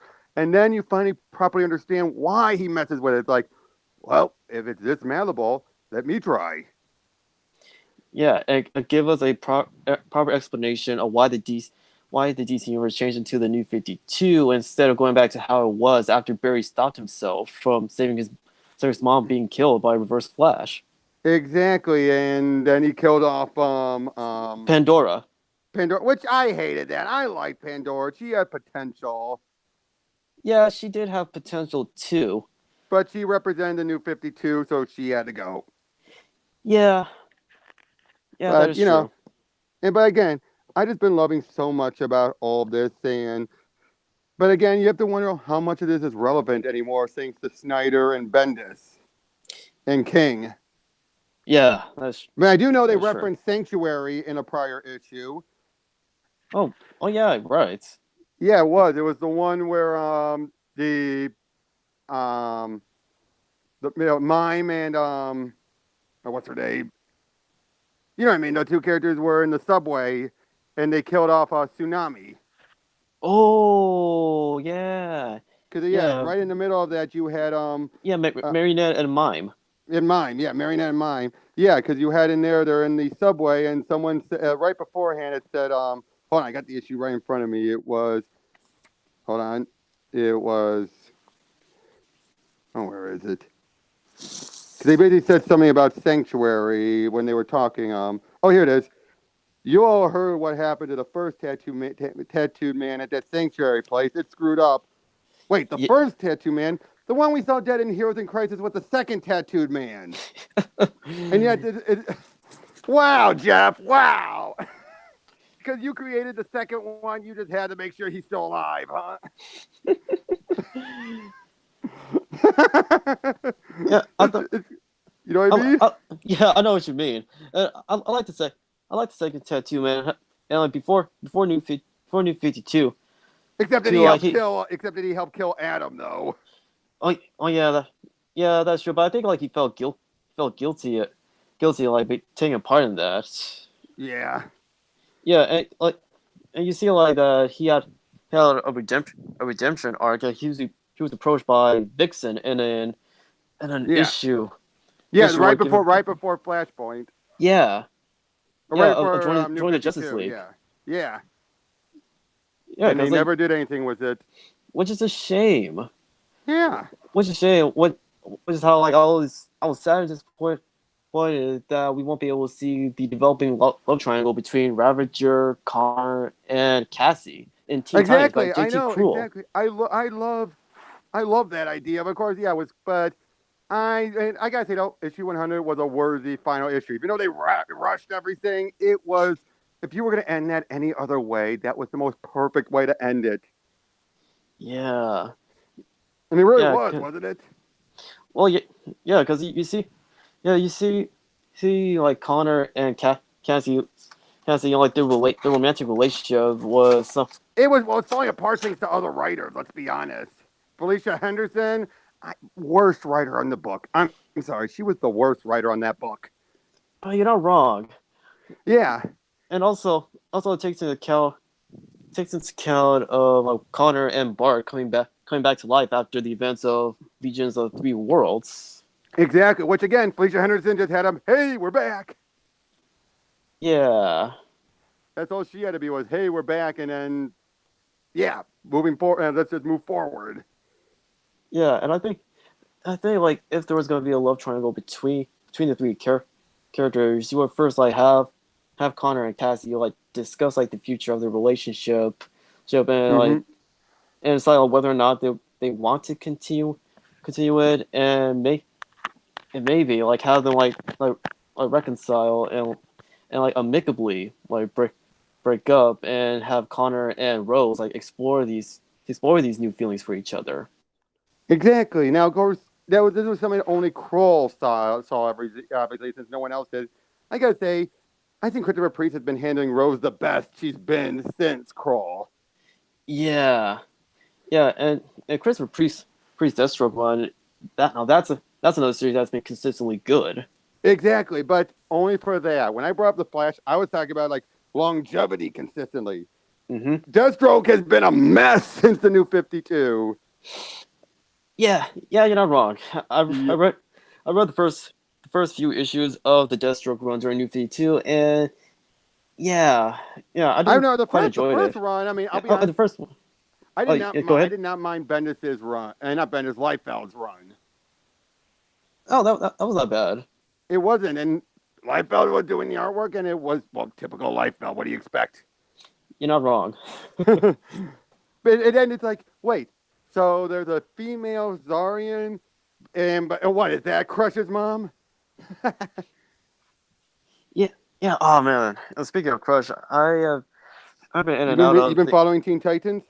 I was but then like with school and everything, I had to like take a break, summer break. But I've been meaning Oh, like to catch I'll back be up to honest. it. She finally confronted him and asked him who's my mom, and he said, "I don't know, kid."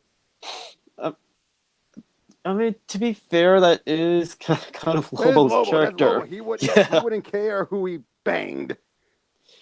You know, yeah. I'm almost thinking it is. I think it's that Rachel that's from that diner he's always going to. Hmm. Yeah. Now, back to Doomsday Clock for a second. I gotta say, you know what my favorite moments throughout the whole thing was Manhattan studying magic, and he's saying it feels good to still learn. How he's Like, actually studying magic and deconstructing it.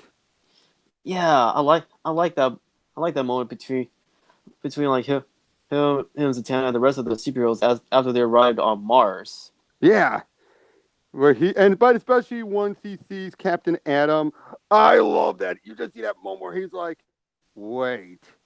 He's looking at basically his counterpart. that that was funny.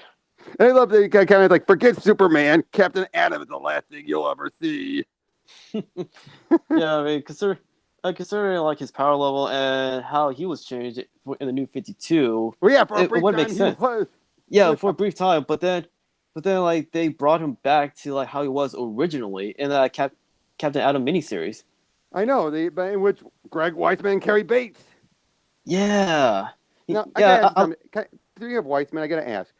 The stuff with Young Justice, where do you stand the stuff with Aqualad? Since everyone is knee jerking that stuff, and yet it's like, guys, Weisman has stated very clearly since the early days, between seasons 2 and 3, Aqualad was bi. I And don't have yet, I don't have an issue with it because like yeah, since he stated before, like makes sense. He just didn't have the right time, opportunity, or like a proper story to well, not just like that though, properly but show it. well, not that though. The whole point of season 2 is him dealing with Tula's death, and now That is season 3 true. is him moving on. He's just playing for the home team now. But I'm seeing so everyone's being like, oh, it's like, guys, there's a difference between him and doing it for PC values and doing it for something that was always the intent. Yeah, yeah, and I can understand like why some people like will have that knee jerk reaction, but I think if they have time, sit down, like take time to like read the comics like before and before New 52, and then like with with Rebirth. I mean, Mm-hmm. well, the pre New 52, he was like Jackson Hyde, as you know, at the time before Calderon, like he was straight because he He had an was on again. straight, but I think they were always saying they were going to toy with the bisexuality. I do remember in interviews they did say that at some point when they brought him in. They just never, like a lot of stuff in the weekly series, they never get around to it. Yeah, and Brightest Day, and I think like if New 52 didn't happen, like you could probably like see like see like Jackson as he like continues training to be like the new Aqualad with Aquaman, and Mhm. then like he'll have like come to terms like with his bisexuality, Right. and have him and his girlfriend Maria like work things out, and Yeah. make feelings for each other, But now and instead he's just full on gay in the in in the Rebirth. rebirth. Yeah, so like see him, see him like as bisexual in season 3. I don't have any issue because like it makes sense, and like Greg, as you said, Greg Weisman has stated that he is bisexual. He just didn't have the right time, have The the time right or place time. to Yeah, because he's always been show it. like focus on the mission team kind of guy. Yeah, and I remember reading an interview like regarding Gargoyles when he revealed that Lexington was gay. Like, oh really? I didn't know that. Although Yeah. if I like go back and rewatch the episodes, Yeah, yeah, you I can don't. But see. it's not important. It's not important because Yeah, he really didn't have a story. Now I doubt Disney would have let him do it, but even still, he never had like a need to tell that he was gay. It was just you can look exactly. back at it. If you didn't know, you would have probably been like, maybe, maybe not. Who knows? Yeah, But but I then could care less.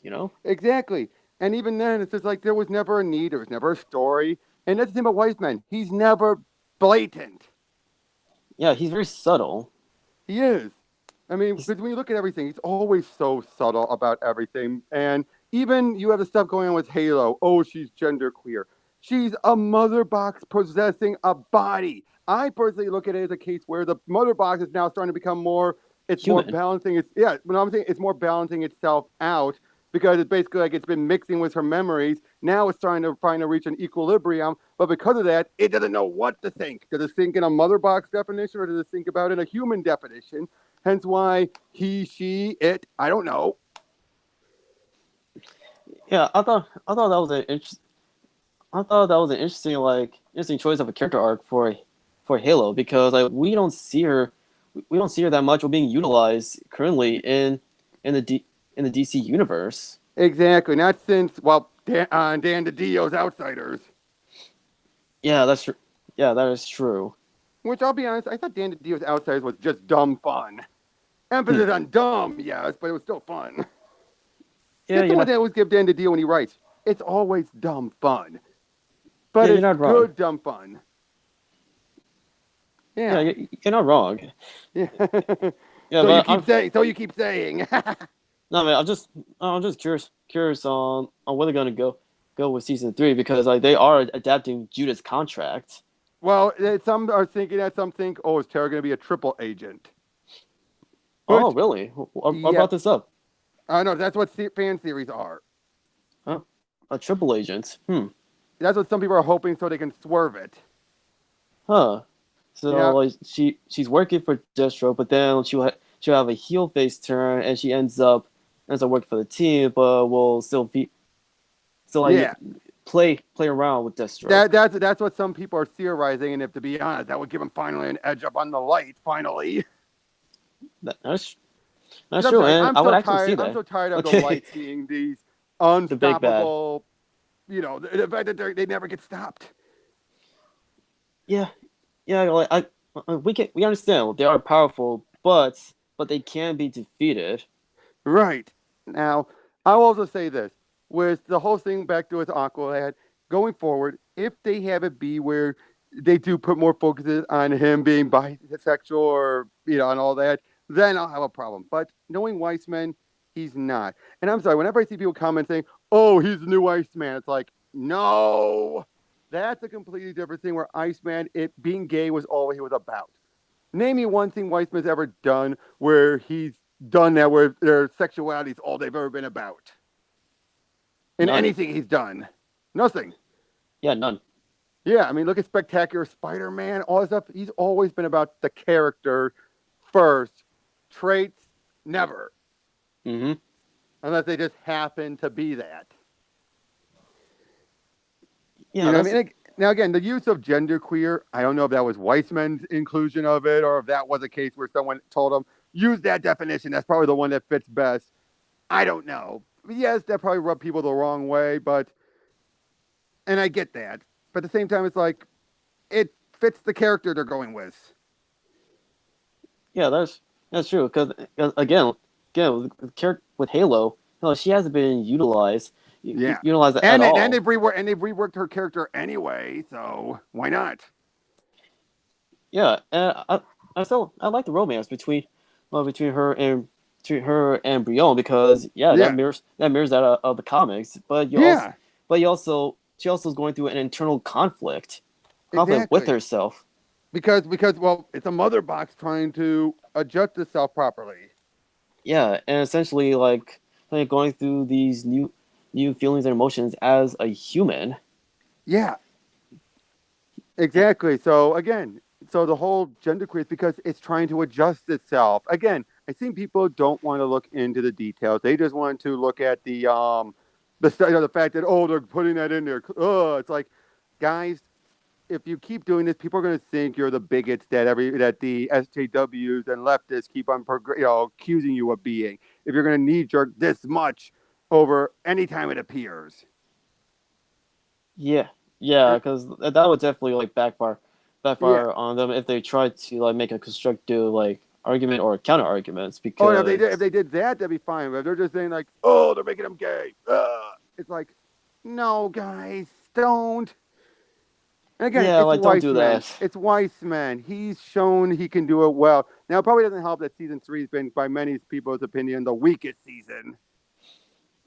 They're not wrong. There are weak parts to it, but it is able to carry itself back up. I'll be honest, I'm not a fan of Tim and Cassie. Wait, Cassie Sandsbar, Wonder Girl. Right. Yeah, yeah, I'm not a fan of that. You want to see him with Stephanie Brown. Yeah, yep.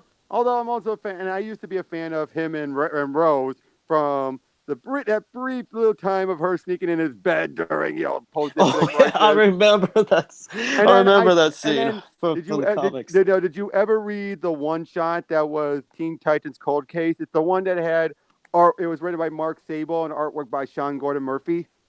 Oh wait, I think I have, but It was basically remind. where they were trying to find the gun that was that his father used to shoot Captain Boomerang.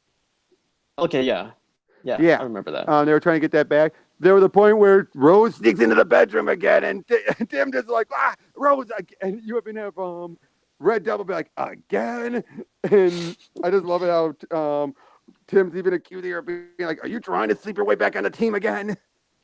But of course, that's not why she was there. But obviously, No. that's what everyone's. And of course, Cyborg's like, what does he mean again? Yeah. And then Cassie's just standing there like, oh, good Lord, not again. Just the look on her face. It's just like, oh, Yeah. Lord. Now, With there Rose, was one big problem with that story, a huge one. It claimed that it was Deathstroke that killed Wintergreen. He didn't.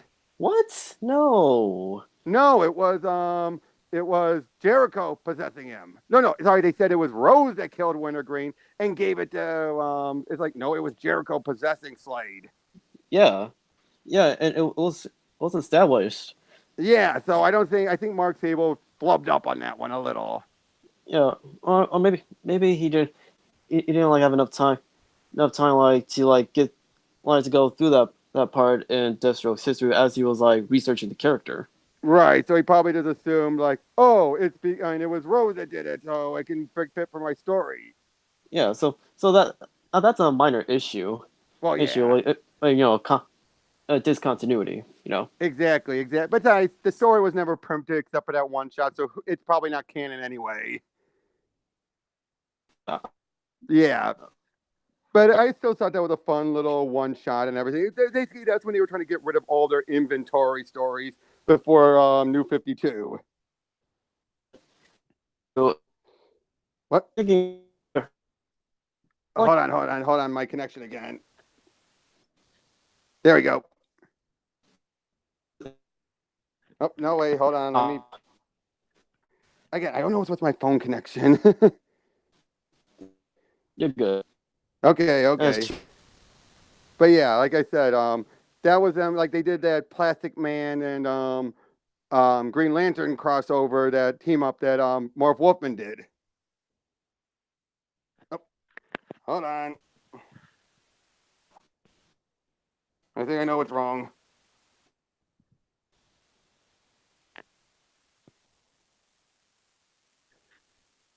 Just a moment. There we go.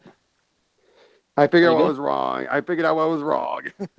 But like I said, yeah. Did you ever read that one shot, the Plastic Man and Green Lantern? Ah, man. Now this is before New 52? Yeah, right before. It was the year, like months before. Ah, It was a one shot. dang it. Dang it. Yeah. Unfortunately, I did not get a chance to read it, but now that I hear about it, I want to look for it. It was mediocre. Like average? Yeah. You could definitely tell there's a reason why they didn't print until that point. Okay. Okay. But I will say this. There was one thing that I loved that they did as an inventory story, and that was when they finally did that crypto story that was originally supposed to be done post-Christ and post-Infinite Crisis, and they used it to fill in a missing issue during the JMS arc of Superman. Oh. We finally got to see Crypto, how he's mourning for Connor. Oh. And there was no dialogue. And it Wow. was so sad. But the only reason why they did that is because they dropped the issue where they brought back Samsung from the way back post-crisis Oh, of wow. Superman. Yeah, that one kid who gained powers and he was Muslim and all that. They were Oh, gonna bring yeah, him. yeah. Yeah, I they were gonna bring him remember. back, and then they dropped it. They got cold feet and dropped the issue entirely. Yeah, I remember. I remember reading up on that. Yeah, and I'm just like, holy shit, that would have been awesome. It would have, yeah. Yeah. I mean, Chris Robertson, he's never working at DC again after how they treated him on that arc. I don't blame him. Although, let's be honest, though, he's also very much progressive. I still remember some of his statements. Oh, really? Oh, yeah, I definitely remember some of the statements he's done since the Star Trek Legion of Superheroes. Not kind. Oh. Although he hasn't done much since then, I realized. That was the last big thing he did with Star Trek Legion. Huh. Okay. Yeah. Well, that, and I think he did one other book. I don't remember what it was. It was a licensed team book. But I forget what it was now. He did it for DC originally, then he did it for another company. Okay. Yeah. So yeah. Now I gotta ask you, since Wright and everyone else is in the room, what have you been thinking about Tom King lately? In all honesty. Man. Honestly, I'm not sure. Like, it's I have mixed feelings. Like on one hand, like I know or I can tell that he is a good writer, as the scene in Vision. In Vision, Exactly. which was a good miniseries. And I was excited to see.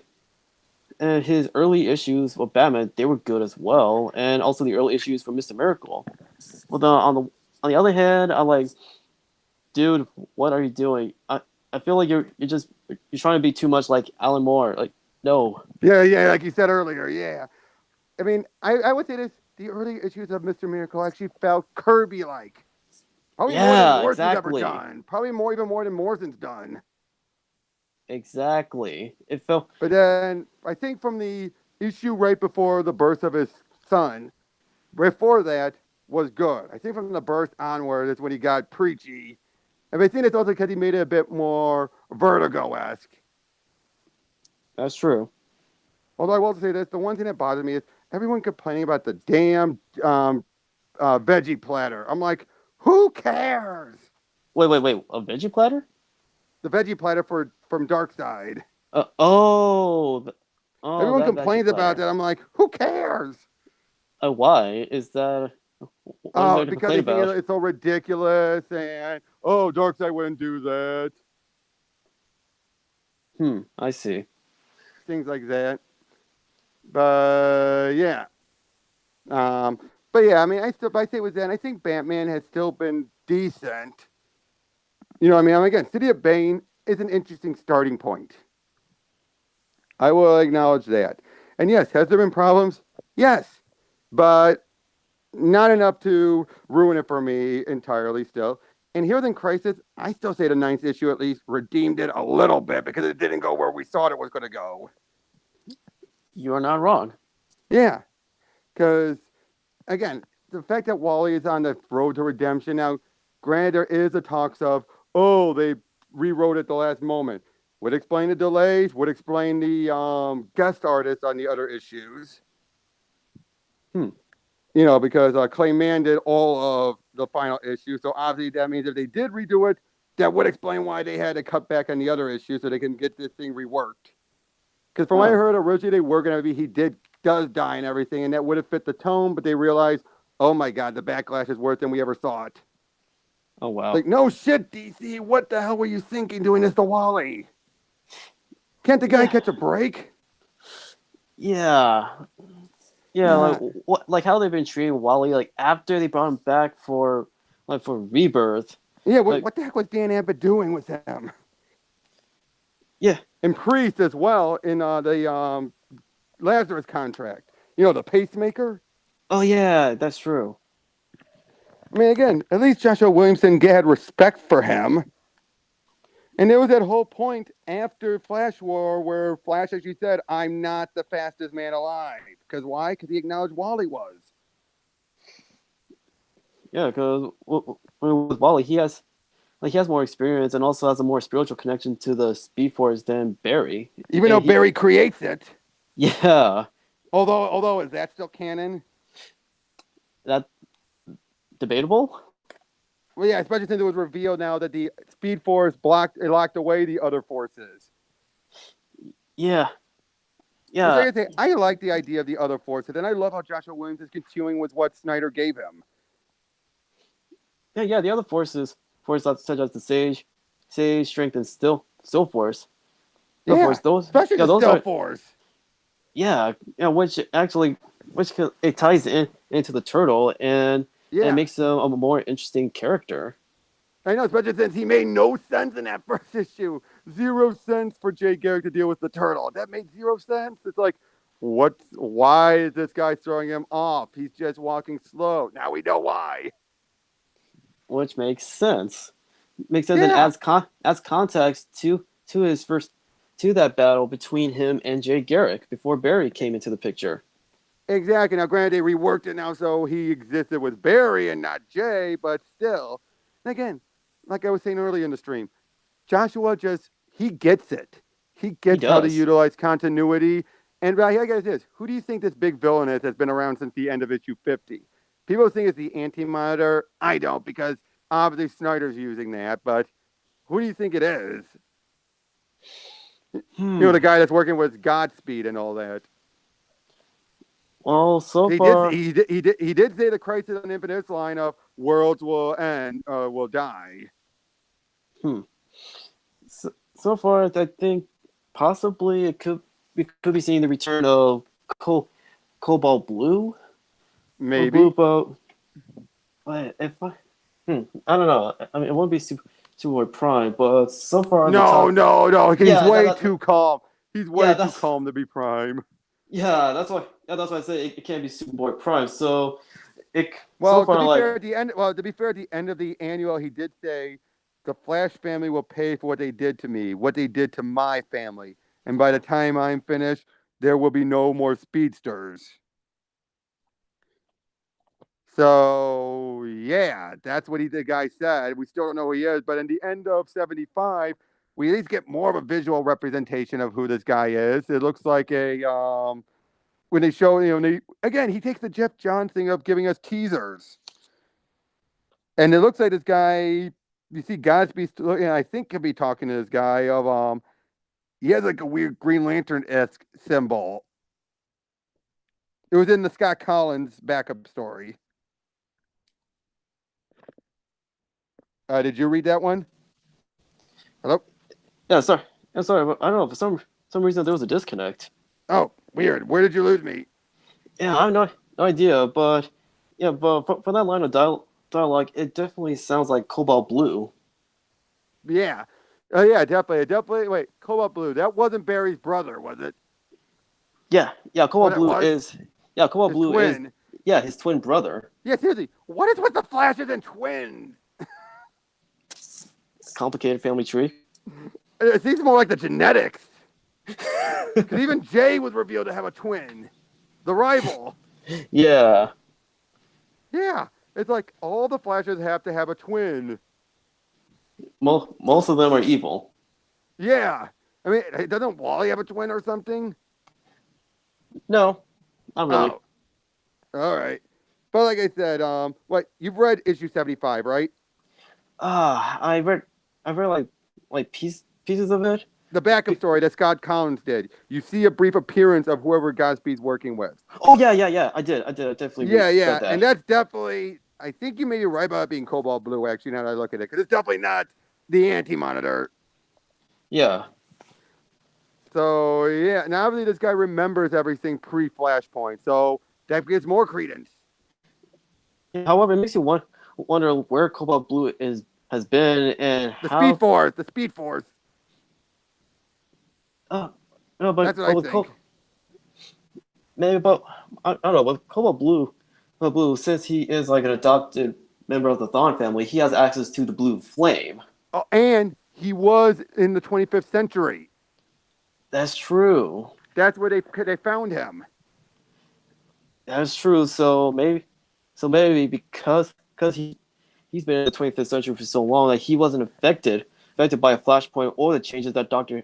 Manhattan made to the DCU, which led to the creation of the New 52. Or maybe the Blue Flame protected him, because let's be honest, we already know that the histories have been changed. That's true. Yeah, so because we already knew that from the Legion of Superheroes, when we found out, turns out they're connected to Earth too. Yeah, which was crap. Yeah, it was like with them being connected to the Earth too. That didn't really make much sense. It made more sense if they're still connected to new Earth instead of. I think that was because they didn't know, because obviously Keith Giffen and JMD Mateus didn't do it yet. They thought, Justice League 3000 is going to be the future. Then we find out, nope, it's the future of the Super Buddies Earth. Oh, really? Yeah. Wow, I did not know that. Yeah, that was the future of the Super Buddies Earth. We find out in Justice League 3001 where that was the future, because we actually have more direct ties. Wow. Yeah. We actually meet. That's why we have Booster and Blue Beetle. That's the Super Buddies one. And then we later find out that Ice was still in hell. And that's why she's back at everything. And Fire's still around. Yeah, it was the future of that universe, because they basically had carte blanche to do whatever the hell they want. Wow, that actually makes more sense. Yeah. Which explains why Lois is a complete bitch and becomes a villain. Wow, I tip my hat to the writers, because Keith Giffen and JMD Mateus. Yeah, they're good writers. Yep. Did you ever read Scooby Apocalypse? Look how well they did there. Oh man, I did, but I've seen like how good it is, and heard of it as well. Yeah, and then they had a good finale and everything. Hold on a second.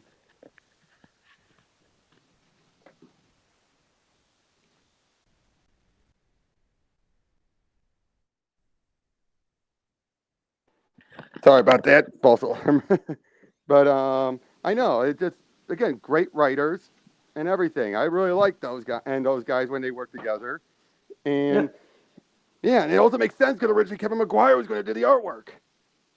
Yeah, it's a shame. It's a shame they don't get that much work in DC. Considering because they're a handful to work with, and Keith Giffen can be a pain in the ass. Oh, I see. Yeah, Keith can definitely be a pain in the ass, because he will not get involved with stuff unless he's the main like he has complete control.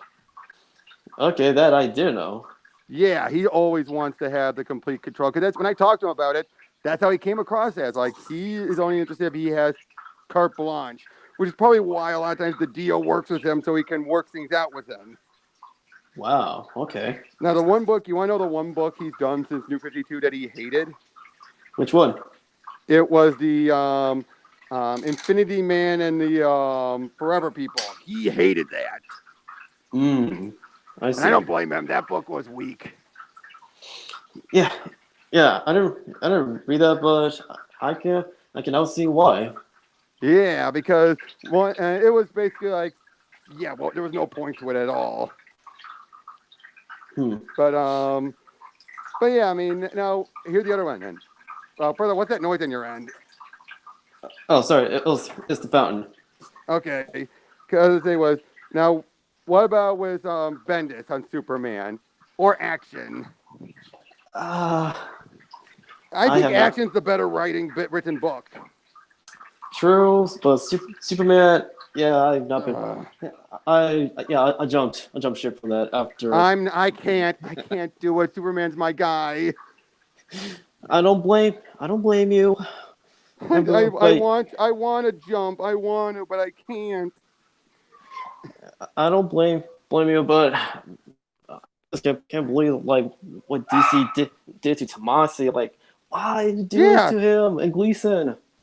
I know exactly. And you know what the worst part is? We could have had Jonathan Hickman at DC, but then they hired Bendis, and then that's when Hickman's like, "I'm out of here," because he hates how Bendis takes what he does and ruins it. Even when he's right in the middle of writing something, Bendis will then like, "Nope, I don't want that," and then fuck it up. Yeah. The thing is, like with Hickman, he could have been the right. He could have been the writer for Legion of Superheroes. Yeah, and he was going to do Green Lantern. Then when he backed away, that's why they got Morrison. Wow. Yeah, but yeah, that's the main reason why was because of Bendis. Oh, babe. And of course, it's because of now everyone will say it's because of Bendis we got Kelly Sue DeConnick. Everyone got to remember, Jeff Johns is the one that approved of her. Now, granted, now given how the arc started, I can see why. Where it's at now, I don't think it has anything to do with Jeff Johns.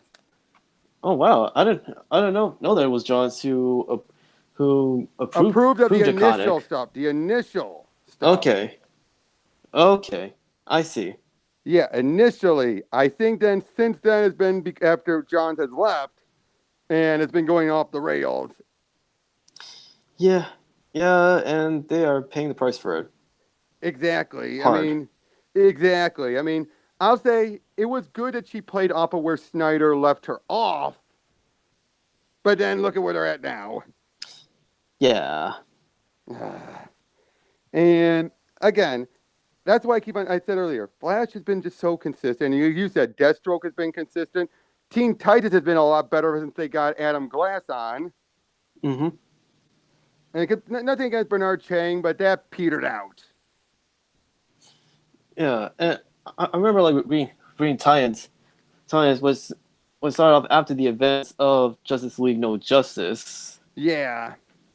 And yeah, while it's good to decent for the most part. Mm-hmm. Well, most part, like there are some things that like I scratches my head like what? Well, yeah, but I'll also say this when it comes to actually I guess it's with the villain and Year of the Villain stuff. What do you think about all these different one shots and how they're giving them to different writers?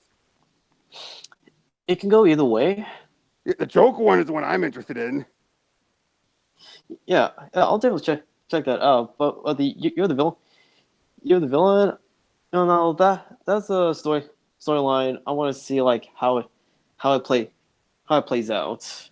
Right, but have you noticed that it seems like every couple of years DC decides to emphasize their villains? I mean, last time you had Forever Evil. Instead of the had, heroes. I know you had like I said, Forever Evil. Then you had during the time of Final Crisis, Evil wins, and then a couple of years prior to that, you had the New Year Evil. Now, granted, that was like 5 years prior, but still, though, seems like you've had 3 in a row of events that focus on villains within only a couple of years of each other. Okay. Yeah, like I said, see about that. Like I just said, Final Crisis, Forever Evil, and then now. Yeah. Although this one feels more organic. That's You know true. what I mean? It's been building up. Exactly. Whereas Final Crisis, that was like a forced tie-in that Morrison didn't care about. Forever Evil, that was just poorly handled. Could have been good, poorly handled. Yeah. This, however, feels like I think because Snyder actually planned out the event. I'm like, okay, here's what we're doing, and even that, like how it ties into City of Bane, I thought was clever. It's because of Lex that we're basically getting another No Man's Land incident because Lex has the resources and connections to do it. Yeah, yeah, and that was clever writing from Snyder. So and he Yeah. wants Well, like that was from King. That was from King. oh yeah, you're right. Yeah, that was King that did that. That is, that is But again, true. that is clever though how he utilized that, and he basically got it done out of the way. Like, I have an offer. This is what I want. Okay, there you go. And now we're moving forward. That way, it still says City of Bane. So next issue, we don't have the Dark Gift. It's like, nope, he already got his Dark Gift. Yeah, But yeah, I don't know. Similar with the offer in a way, it kind of reminds me of the old storyline from the mid to late '90s from DC called I know what you're talking about. It's well, what was it? It was Underworld Unleashed. Oh, see, yes, Neron, Lord of the Unlimited. No, not Neron. No, Neron. But yeah, he's basically the devil, or the Mephisto. yeah. So, we're seeing Lex take on the role of Neuron offering these deals. Yeah, the candles. Yeah, And then, oh boy, poor like that was Triumph. Poor Triumph. yeah, man. Yeah, I felt bad like for Trump because he got like the short end of the stick, and also I liked how the relationship that was developing between him and Gypsy. Exactly. You could tell like there's is like a romantic connection between the two. Even though although he's gay. Yeah, that's true. But That's he didn't true. know Like it. He didn't know he was gay. that's true. Like Christopher Priest like did mention that he was develop a storyline where Triumph will comes to terms with that. But then Morrison made him a supervillain and then turned him to ice, and then the Watchtower blew up. Yeah, but yeah, Triumph, I feel like he really got a short end of the stick, and again, like I like how like in that final issue of Justice League Task Force, like you see him like finally moving forward, and But then someone lights the candle. accidentally it was Gypsy, right? Like accident, and like he was so And that close. was the final issue. That was the final issue. Yes, and he was so close. Yeah. He was ready to turn his life around and then sent back to his time. What did he send back to his time? Well, no, actually, he got the years. He got the years back, but then Morrison screwed it up. Well, the thing is, like he got his years back, but it effectively like erased his involvement with the Justice League Task Force. Right. Yeah. But again, that would explain why Morrison made him such an asshole, because in a way he has two sets of memories. That is true. And which actually Marv Wolfman played up with during his 2 issues of Brave and the Bold, where he had Supergirl and Raven team up, and they dealt with the son of Triumph, who kept coming in and out of reality. Yeah, I talked about that. I remember. Yeah, that was a good story. Yeah, I watched that video. You talking about it, and I thought that was a good storyline. I know. I mean, it was all about fathers and all that, and again, it was so interesting. But yeah, you're like, Triumph, really? Then you find out why, and you're like, oh. Yeah, I mean, we'll try.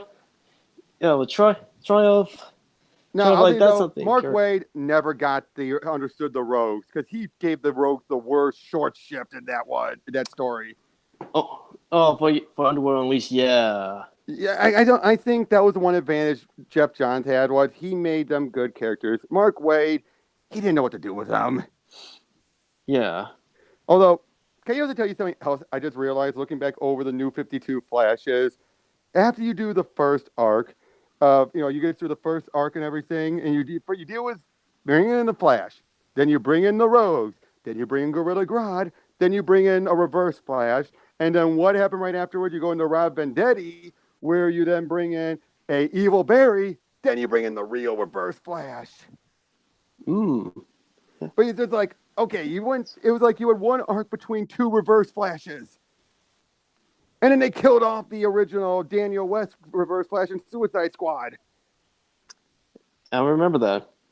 Yeah, but it's just like, and then they were, but then it's just like, wait, it took this long to finally get Reverse Flash, Eobot San, brought in. You know what I mean? And then even then, it took until Joshua Williams revealed, oh, he is still the pre-Flashpoint Eobot. He just didn't remember it. Yeah. Or either that, I more looked at it as the case of where that was the new 52 Eobot, but then Godspeed, because it's connected to the Speed Force, reconnected him to his to the original one, and basically the old pre-Flashpoint one overrode the new 52 one's memories. Yeah, and Because then he looked nothing like how he used to in New 52. Oh no, You know, and that was a good explainer. Or I say a reconciliation between the new 52 Eobard and pre-new 52 Eobard. Exactly. Although, believe it or not, even though we already know Reverse Flash is dead, he already reappeared on another book unexplained.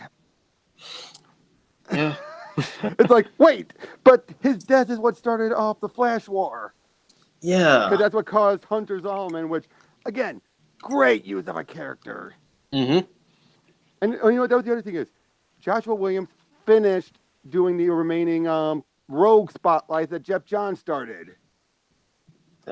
Yeah, he did. Yeah, he did one for the Tricksters. He trying to remember what other ones he had done, but yeah, like he actually gave one to both Tricksters, and he finally put that asshole of a warden for Iron Heights in prison for being such an ass. Yeah, I'm glad that Wolf finally got his comeuppance. Yeah, because it's just like, yeah, forget him. He was, but even the way now, the only thing is though, this is the case where, all right, he's taking advantage of a reworking by explaining how, oh yeah, the events of Countdown and everything pre-Flashpoint for Trickster for Jesse James never happened. He's just been locked away in Iron Heights for so long. Even Barry's forgotten him. Yeah, and that's another thing, because after Wally and Barry reunited, like Barry, he should have got his pre-New 52 memories back, because we see But he hasn't. Yeah, but only Iris, she's got her memories back, and she's keeping it a secret. Which I gotta tell you, that's probably the one thing with Joshua Williams. He sometimes writes Wallace Flash, Kid Flash, and it's a bit of a jumping the gun all the time on Barry. Like, have you told Iris? You're keeping secrets from her. Why are you doing? It's like, dude, come on. He just found out about Wally too. Don't assume he's known for so long. Yeah. Oh yeah, it was in Deathstroke that we saw Reverse Flash again. It's like, really, Christopher, really, Priest. It's just like, he's dead. How is he? What did his negative Speed Force heal him or something? Because it's just like, he's dead. He's deader than dead. He's been vaporized. By Dr. Manhattan of all people. No. By Iris. Oh yeah, that's true. He was starting to come back, but then Iris killed him off for good. It could be another case of discontinuity. Probably, because it felt like it was just more like he was in the background. Yeah. It was like, oh, he was just there, but they never really emphasized anything. Oh, speaking of Deathstroke, what do you think about Rose being trying to take over for her father? As well as a mercenary? Or... No, as Deathstroke. Oh wow, okay. That's what's been going on in Deathstroke R.I.P. Wow. Okay. Because he's dead. Okay, that's new, and yeah, Well, that's another. You didn't know he was dead? Oh no, I know. No, I'm just saying, like, I haven't been like all caught up with the Rest in Peace storyline, which is something that I've been meaning to get back to, but again, I had school and everything. Right. No, I understand. Yeah, well, Rose taking over as Deathstroke. Yep. But here's the thing, though. Lex makes the offer to Jericho. Oh. So basically, they're both fighting over who takes over. It could go either way. And certainly with Rose and Jericho, like before New 52, like they became heroes in their own right, and like even Deathstroke himself, he's proud of them. Exactly. I mean, that was part of the main reason why he did the Titans East storyline, was so he can try and finally have the Titans embrace them. course, then Sean McKeever was thrown out the window for Rose. But I gotta say, I liked how McKeever wrote Rose. I'm not gonna give him crap. I liked how he wrote him. Yeah, because with Deathstroke, he's a very complex character who switches between an anti-hero and anti-villain. Which Priest did beautifully. Yeah, and you can understand like why he does the way he does. And he even resolved the stuff with Terra, even though it's like, wait, so the events of Jude's contract happened, and this is the original Terra, but she's still alive. Oh, wait, what's going on here? No, I think like that. Terra like is the same one that appeared in the Ravagers title after the culling storyline. But they've made it clear that the Judas contract happened. Because he even talks to her about how, oh, I apologize for taking advantage of you and sleeping with you, but I don't apologize for anything else. Okay, you got me. You got me there. Yeah, and again, you have her smoking and everything. Yeah, which was exactly like how it was in the original Judas contract storyline. Exactly. So again, now, I mean, yeah, again, who knows? I think they're picking and choosing continuity. I think it's a case where it's Schrodinger's continuity. Yeah. That's what I look at it as. Both continuities exist until they finalize it. Yeah, because after the events of Superman Reborn, like it affected the DC universe, and you see they never specified how. Yeah, because like you can imagine like how like pre-New 52 Superman and New 52 Superman like merging. Yeah. Like it would have like repercussions in the wider DC universe. Exactly. And then of course you have Wally being around, and yet that's the other thing I like. They acknowledge there's two different timelines. We just don't know when they've reconciled. Exactly. And now that you have the whole thing with the Metaverse, which was introduced in Doomsday Clock. Yep, but we probably won't take into account until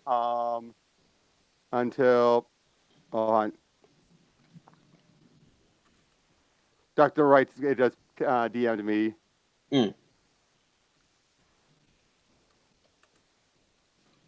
To tell you, because he passed out at his desk. Yeah. Oh, hold on for a minute.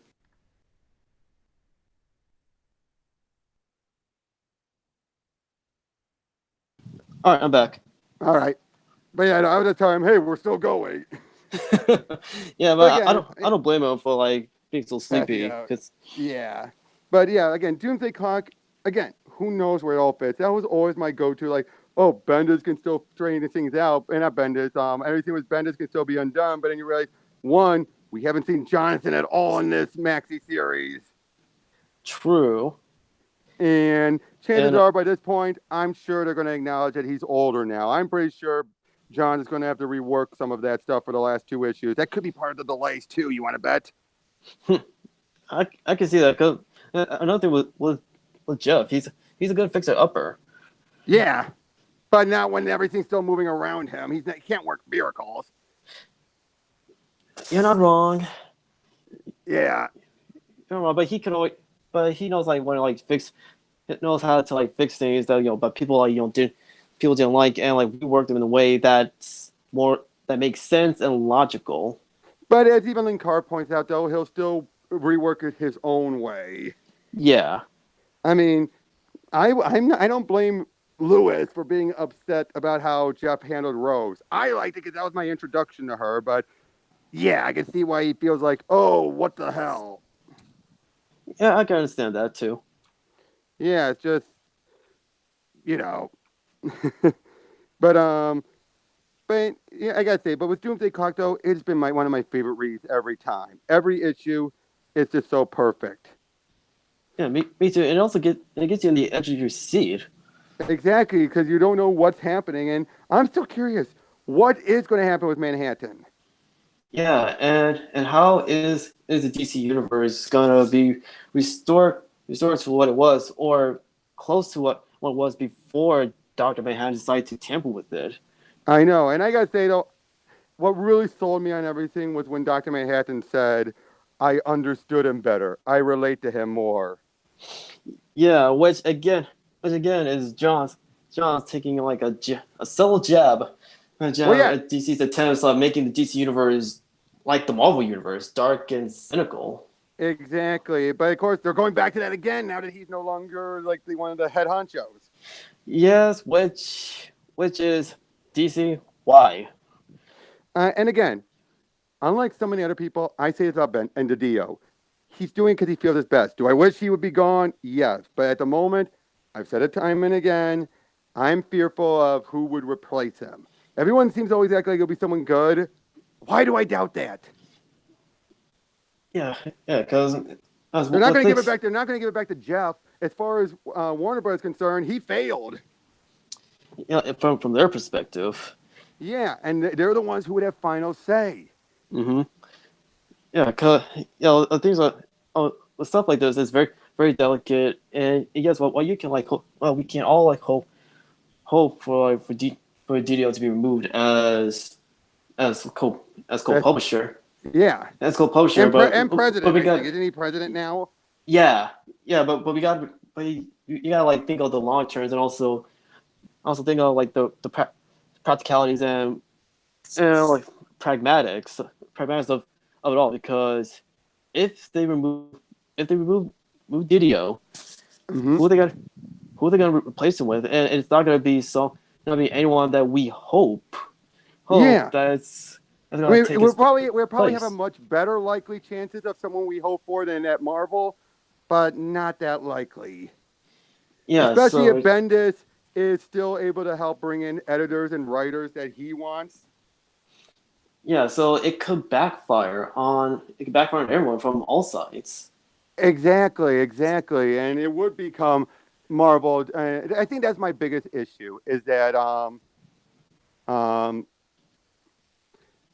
just that big issue of people want it because they're so tired of everything going on. But like I said, unlike Marvel, where they're doing it because they want to do it for the wokeness, for the SJWness, for the progressive pushing their agendas. The Dio is doing it because he's just stuck in his way of what makes a good story. His viewpoint is not a very good one in the long run. But at the same time, though, it's from a better heart than what Marvel would do. Mm-hmm. Which is, again, push the message out that we want to tell. Forget if it sells or not. Yeah. Now, Sapolsky could do it if he wasn't such a weak-kneed individual, just kowtowing to those around him. Yeah, because with Zapolsky, he's not a bad guy, but like you can't feel sorry for him because like he doesn't like have he doesn't have the balls. He doesn't have the balls. Yeah. He doesn't have the balls to do what needs to be done. Yeah, and stand up to the ones like who are like what's her name? I forget her name. But you know what I'm talking about. Sana Amanat. Yeah, she's the main reason. Yeah, but with Dio, like in his perspective, he's a fan still. He is still a fan. He's still a fan. He's still a fan. It's just he just have a skewed. He has a skewed mindset of what sells. Yeah, and Jim Lee just rolls with it. Yeah, what's another thing? I think like with Jim, like he should put his foot down and like go straight to Dio and like talk to him like straight and bluntly, like, hey. I don't think so. I think the Dio and Jim Lee just doesn't. He just rolls with like, hey, so long as they still have this good job and everything. Yeah, it's amazingly seeing like how much he has changed. Like first as an artist, a writer, then as like an editor, a co-publisher. Yeah. Now I will say this though, when he was at Motor City Comic Con, he made it very clear he will eventually get back to doing the All-Star Batman and Robin when he's no longer publisher, when he's just back to doing an artist. Yeah. And two, I knew Batman Hush, the anime movie, was gonna have problems because even when he talked about it, you could tell he was like, "Oh, it's loosely based on my stuff, but it's not really an adaptation of my stuff." It's like even he knew. It was like, yeah, if you're going to expect it as a straight adaptation, don't hold your breath. There was just like a hint of disappointment in him. It's like I kind of got that from a lot of people at Motor City Comic Con. there was these hints of disappointment from some people. Yeah, I don't blame him. With Lee like Lefo, he's very enthusiastic with the medium and his craft. It's just like Yeah. yeah, but like but him like being stuck in the position as publisher, like I don't think he's stuck. he's limited. I think he wanted that position. I just think okay, that that's true.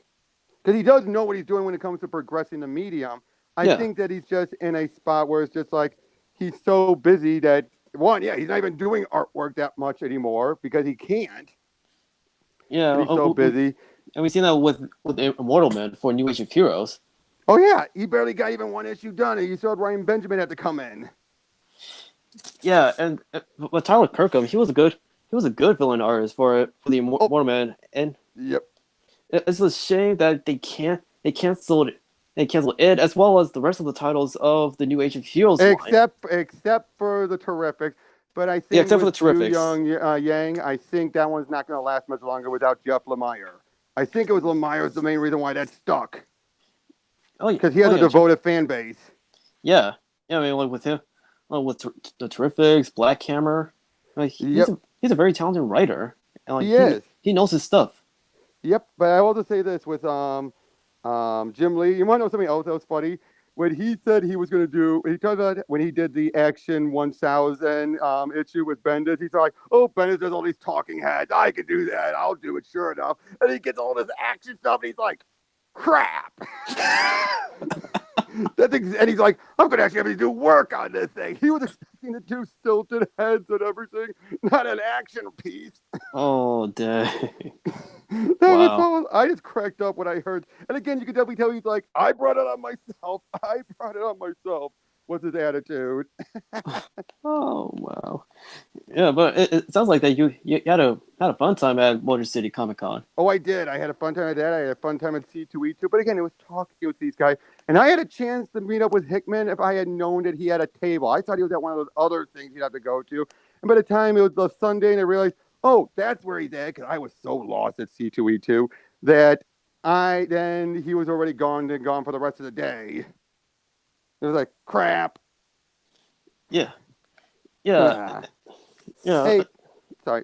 Sorry. No, you go ahead. Okay, well, I was going to ask, which also got me thinking about this. I know I said let's not talk about the stuff with comics, okay, but since it's just you and me, and I don't know who else is in the stream, where do you stand on how things have been going? Without throwing people under the bus. Oh no, I'm not going to do that because I'm not the type of person who throws anyone under the bus. You know what I mean? Just like bad mouthing, obviously. I mean, I know you don't, but I'm just saying in general. It's been, I'll say the best way to describe it. Well, 2 words: tumultuous and tiring. Yeah. Sorry, and like everyone like from like all sides, so like they all want this to end. I know. And with me, like I've been around like in this community since the beginning before like the inception of CG, and exactly. I still hold when Englantine and Captain Cummings and all that were around. Yeah, and Frugal and Douglas Ernst too. Frugal and all that. Yeah. Even before your boy Zach came in. Yeah. Yeah, essentially. And to be honest, I did not care. Once Zach came in, I'll be honest, when Zach came in, he did good stuff, but I think he's what started the whole notion of, not his intent, mind you, but getting that cult of personality around him, the people who went out and started doing the trolling. I wouldn't say that was the start of War Campaign, because that was clearly around the time of when Ethan did it, because they built up in his Star Wars streams. Yeah. But it was definitely, though, the start of that mindset of, let's tag these creators in here and take them to task. Yeah. And he didn't ask him to do it, obviously, but of course. But I felt like that is really unnecessary, and also like it does more harm than good, and also like stifles the community. Exactly. I think that's what kind of got us in a lot of the predicaments we're in. Not all of it, but a lot of it. Yeah, because like I still consistently hold up to the ideals and philosophy of CG. Yeah. CG, and like I still consider myself like one Well, but Yeah. but I always like keep to myself and not get involved with the drama because at the end of the day, like what's that gonna solve Exactly. That's in the exactly long what I run? feel like. Yeah, and as I said, like all sides of the aisle, they're getting sick and tired of like the infighting and every other mess, and they just want it to end and get things back to a semblance to how it was. Exactly. I don't think it will. I think this is why I'm of the belief of I am just going to focus on the product. That's me. I don't, because that's how I've always been. I care about the product. If it's the creator at all, unless they did anything to me personally, I don't care. You know, I mean, they'd have to do something royally heinous for me to drop anything from them. And if they've earned it, like I've been no secret about this. Ethan and Doug Tenapel, they earned my dollars from their past work. And Doug has earned it from committing to his stuff on my end. Oh yeah, So I'm still going to be doing, getting Earthworm Jim eventually. Ethan, of course, depending on how well Cyberfrog does, but as far as them as people, no. I've lost a lot of respect but for them as people. like Ethan Their ego, what both, campaign? both. Okay, No, I meant Ethan and Doug as people. okay, Yeah. Hold okay. on. Because Sorry, I got a DM from someone. Hold on. okay. All right. So I just got word about there's going to be some Nightwolf gameplay trailer tomorrow. Oh, okay. Yep. But like I said, it's just that's how I stand with them. Is that I've lost a lot of respect for Ethan, from how he's handled things and everything, and just the ego on him. And Yeah, then, I mean, yeah. from what I've seen an image of him, apparently he has a tattoo of his signature on him. Wait, really? Yeah. I didn't know that. Again, I don't know if it's a real photo or not, but it was something on his Facebook account. I see. Yeah, but it's just, again, I respect the man's work, the man himself, and this goes for Doug Tenapa as well. So this goes for both sides of everything. I don't have respect for the men, just their work. Hmm. But I'm still going to buy it because it intrigues me. Because that's my biggest thing. If it interests me, I'll do it, even if I don't care for the person. If it doesn't interest me and I don't care for the person, Yeah, I'm not getting it. separate the art from the artist. Which is what I always do. But like I said, it's more the case of, again, if the book interests me, it doesn't care if I don't like them. Mm-hmm. Like I said, if it doesn't interest me and I don't like them, it makes it easy. Yeah, and I think anyone can work on that, and only for a long time that's what I've been doing, like separating the art like from the artist, because I Now, want to judge it based on its merits. exactly. Now, when See I've if they heard earned some, it. yep. That's why when I did my creator spotlights, I still gave shout outs to Gail Simone and all that because, like, they did good work. You got to acknowledge that. I can't stand when people retroactively bash a pro's past work because of their past actions. Like, no, come on. You can't bash what Mark Waid used to do because he did so much. You can't deny it. Oh yeah, definitely. And yes, yeah, most definitely. Cause well, it is a shame. Shame to see them like how they've fallen so hard from grace. Like you gotta acknowledge that they've contributed so much to the industry for years, and they've made quality work. Exactly. But then it's just like they made quality work, but then you also have to question how much of that quality work was just because of their politics seem to fit out in the world and everything, and all that. And how much of it is ego? Like knowing now that Mark Waid had his bad temper for so long, it doesn't endear him to me. But again, still did good work, still wants to buy his old work. I'm not going to buy any of his current work because it doesn't interest me. Mm-hmm. Or it's at Marvel, and I don't care for his stuff at Marvel. I care for Marvel except for Runaways. Mm. Now, I will give this. There are some writers at Marvel that I do respect, especially when they're continuing continuity, like Al Ewing on the Hulk. He's been playing off of my favorite era, the Red Hulk era. Yeah, Like he yeah. brought in that one General Ross guy, the guy who chased after Ross when he was Red Hulk. He made him the new General Ross because Ross is dead. Yeah, and I give you credit for He's an playing. ass. He's an ass on Twitter. Oh yeah, most definitely. Like he even blocked me, but Oh, geez, I'm not blocked, but even though I never said anything to him, but like his like, but the Immortal look at Hulk. Ultimates. Look at his Ultimates.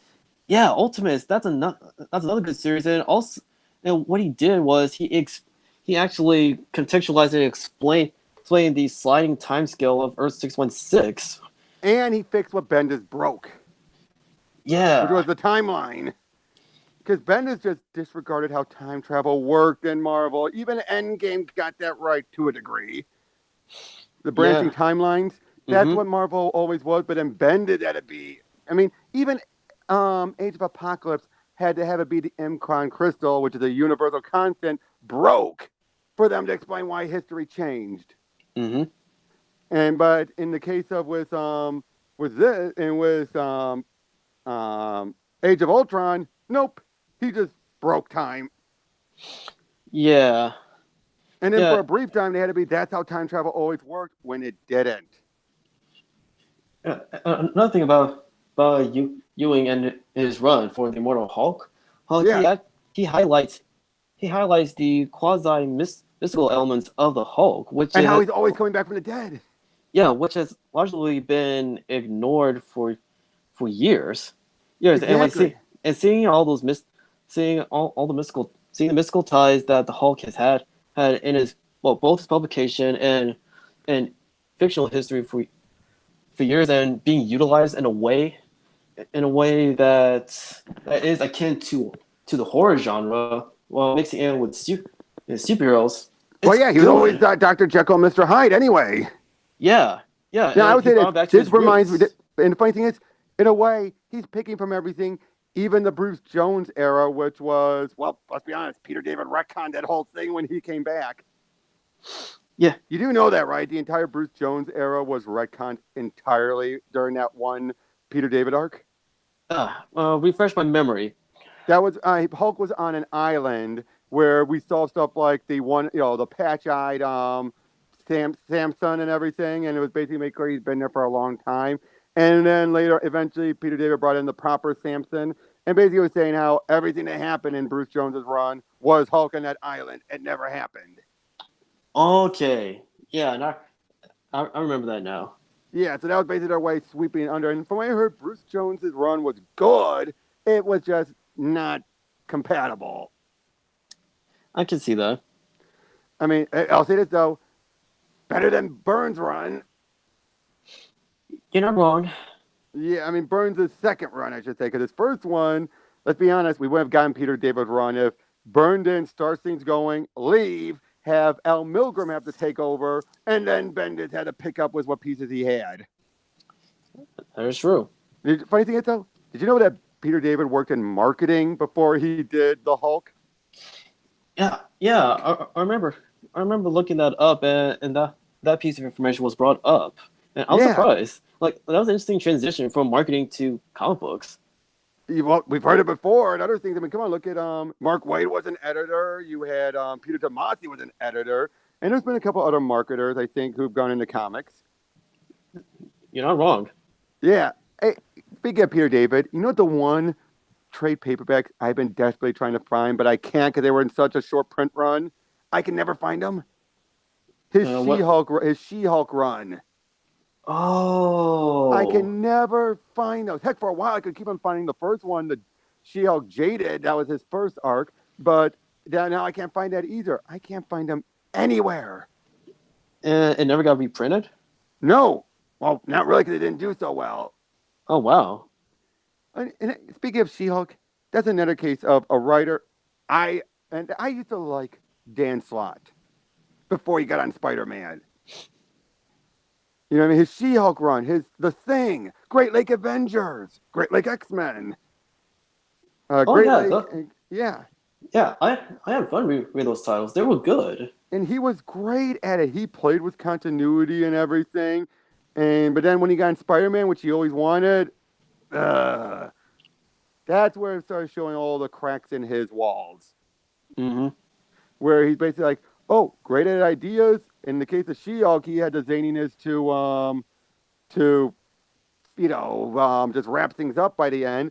But in the case of Spider-Man, the flagship title and everything, no, he couldn't wrap things up the way he could have in She-Hulk. And then we have Nick Spencer, who essentially, He's fixing it. yeah, essentially it's an official fic of Spider-Man. Exactly. Especially how he undid bringing Craven back. I'm sorry, what was the point of it? How many times did Dan Slott do an arc and introduce something and then leave it for someone else? Like Alpha. Remember Alpha? Yeah. Yeah, what happened there? One miniseries and then never heard from him again. Yeah, it's a shame. Shame that he became such an obscure character, and he had potential. Exactly, he had such potential, and actually, I'll be honest, not that much. And then of course he brought in Silk, and then he made Felicia a villain by ignoring it. That was the other thing. He was good with continuity with She-Hulk. He was shitty with continuity with Spider-Man. Yeah, but at least like it wasn't as bad as how Bendis treats continuity. Oh no! But look at how he again back to his Black Cat. He basically had to be and the public's never known her identity. She's never been arrested. Yes, she has. Yeah, that's true. And that was a key part of what led to her. Now again, having Otto beat the shit out of her and never get arrested. Oh, that's fine. That was fine. It was the rest of the stuff that led to her villainy, and how it went so over the top. That was bad. But then Spencer, he pointed out the thing I kept saying for years. It was all tied back to the fact that she knew who he was but couldn't remember, and that was the big reason. I always knew that was the cause. Yeah, I can see that too. Yeah, and that's what it was though. Once Peter revealed himself, she was fine. Yeah, and I'm glad that when Peter and Felicia were able to fix things between each other, and she understands that wasn't really him in the driver's seat. Exactly. Even the time where it was, but he faked it. Yeah. Which I think that was just Dan Slott just fucking with everyone so we can keep the status quo of Felicia being a villain as opposed to doing the right thing and fixing it. Yeah. But now I'm glad to see Felicia back to who she was as an anti-heroine, but she has a heart of gold. Exactly. I'll tell you something. You know who my favorite Felicia writer is? Who? Kevin Smith, but only for the first 3 issues of that miniseries. Oh yeah. He handled Felicia really only well. Only for the first 3. The other 3. The rape story and all that. Yeah. The evil that men do. Yeah. Again, the first 3 issues, good. Great, actually. That's what made me love the idea of Peter and Felicia as a couple. Yeah, they've been an on-again, off-again relationship, which is more tumultuous than Bruce and Selena. I know, but I also love the whole notion of, hey, he's married now, and she's like, who am I, the black tramp? Basically, as far as she's concerned, hey, I can flirt with you, I can make out with you, but I'm not going to fuck you. Oh, you go. As much as she wanted to. But she respects Peter and his new status as a married man. Exactly, but at the same time, I love that she's like, she was an idiot when she let him go, but now that she's an adult and now she can't have him, she basically realized she loves both sides of him. She was an idiot to let him go. Mm-hmm. And I just loved also like a couple. Who am I kidding? We were doing the nasty, no more, no less. And then later on, she's like, I'm in love with both of them, especially in the biblical sense, although I don't get what that meant. What the heck did that mean? No one will know for sure. I know. It's like, okay, Kevin, what the heck did that mean? But again, everything else I just loved about them. They bounced off each other so well. And again, it made it feel like even Mark Millar referenced it in his Marvel Knights run, where there's a brief moment where after Felicia leaves, MJ's crying and Peter sings like, MJ, don't be thinking that I have more in common with her than you and I ever could, because that's what he's thinking. MJ's thinking, but I'm just like, Millar gets it. Yeah, he does. Because in a way, that's what I always felt why it could work. in some ways because those two do know what it's like to have both sides of a mask. MJ does not. That's true. Now, they almost did that with MJ when they had Jackpot until it was revealed, oh, that wasn't MJ. Boy, that was one of the worst teases. Yeah. You remember Jackpot? Yeah. Oh no, I remember Jackpot, and that could have, they could have done something if it was Mary Jane. But instead, they decided it would be, oh, nope, it was never meant to be MJ. Those were always meant to be red herrings. Calling him Tiger and all that. It's like, why? Explain Why? that. Yeah. I hate red herrings like that, where it's so on the nose that it can't be anything but, and then they don't explain why those things away. It all depends on how the red herring is being handled, though. But in that case, though, it was horrible. Yeah. I think they should have just. I think Marvel they should have stuck with the idea of Mary Jane being Jackpot instead of like pulling Some other rug. hero and then her legacy. Yeah, they should have stuck with it. Yeah, but for what it's worth, though, it was still overall harmless. It's not True. it's not like the still up in the airness of Norman and Gwen's kids who are still out there. At least the son is, because he was in that American Son miniseries. Yeah. And they've never done anything else with it. And Harry's still out there, even though he's vanished. That is true. Has Spencer done anything with him? No. Last time I checked, he hasn't done anything with the son and Harry. Yeah. So I mean, again, they're out there, and so is technically the daughter. Yeah, you're not wrong. And that's it. That was the only thing I will give Slot credit. He finally wiped the plate clean and took out that Gwen clone that's been dangling. Oh yeah, that's true. The one in Europe. Yeah. Yeah, it's like, okay, good, that's dealt with. And he finally fixed things up from the original Clone Saga. He just then made it worse afterwards. That's his problem. You gotta give him credit. Credit's due sometimes. And his final arc was probably the best thing he ever wrote on Spider-Man. You know what I mean? You know, with the Red Goblin. Yeah, I know what you mean.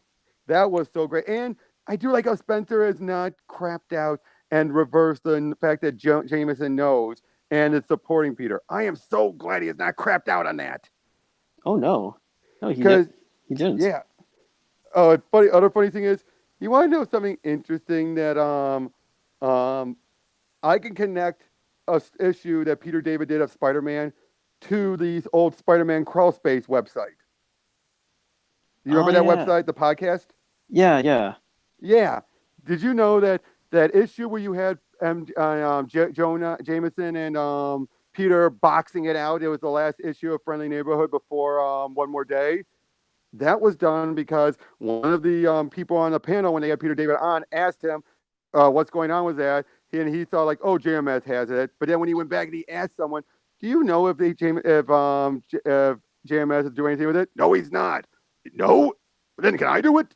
Sure. And people love that issue. But it was all because they asked, because Peter never thought to ask until someone asked him. Because he just assumed JMS had it covered. Wow. Yeah. I did not know that. Yeah.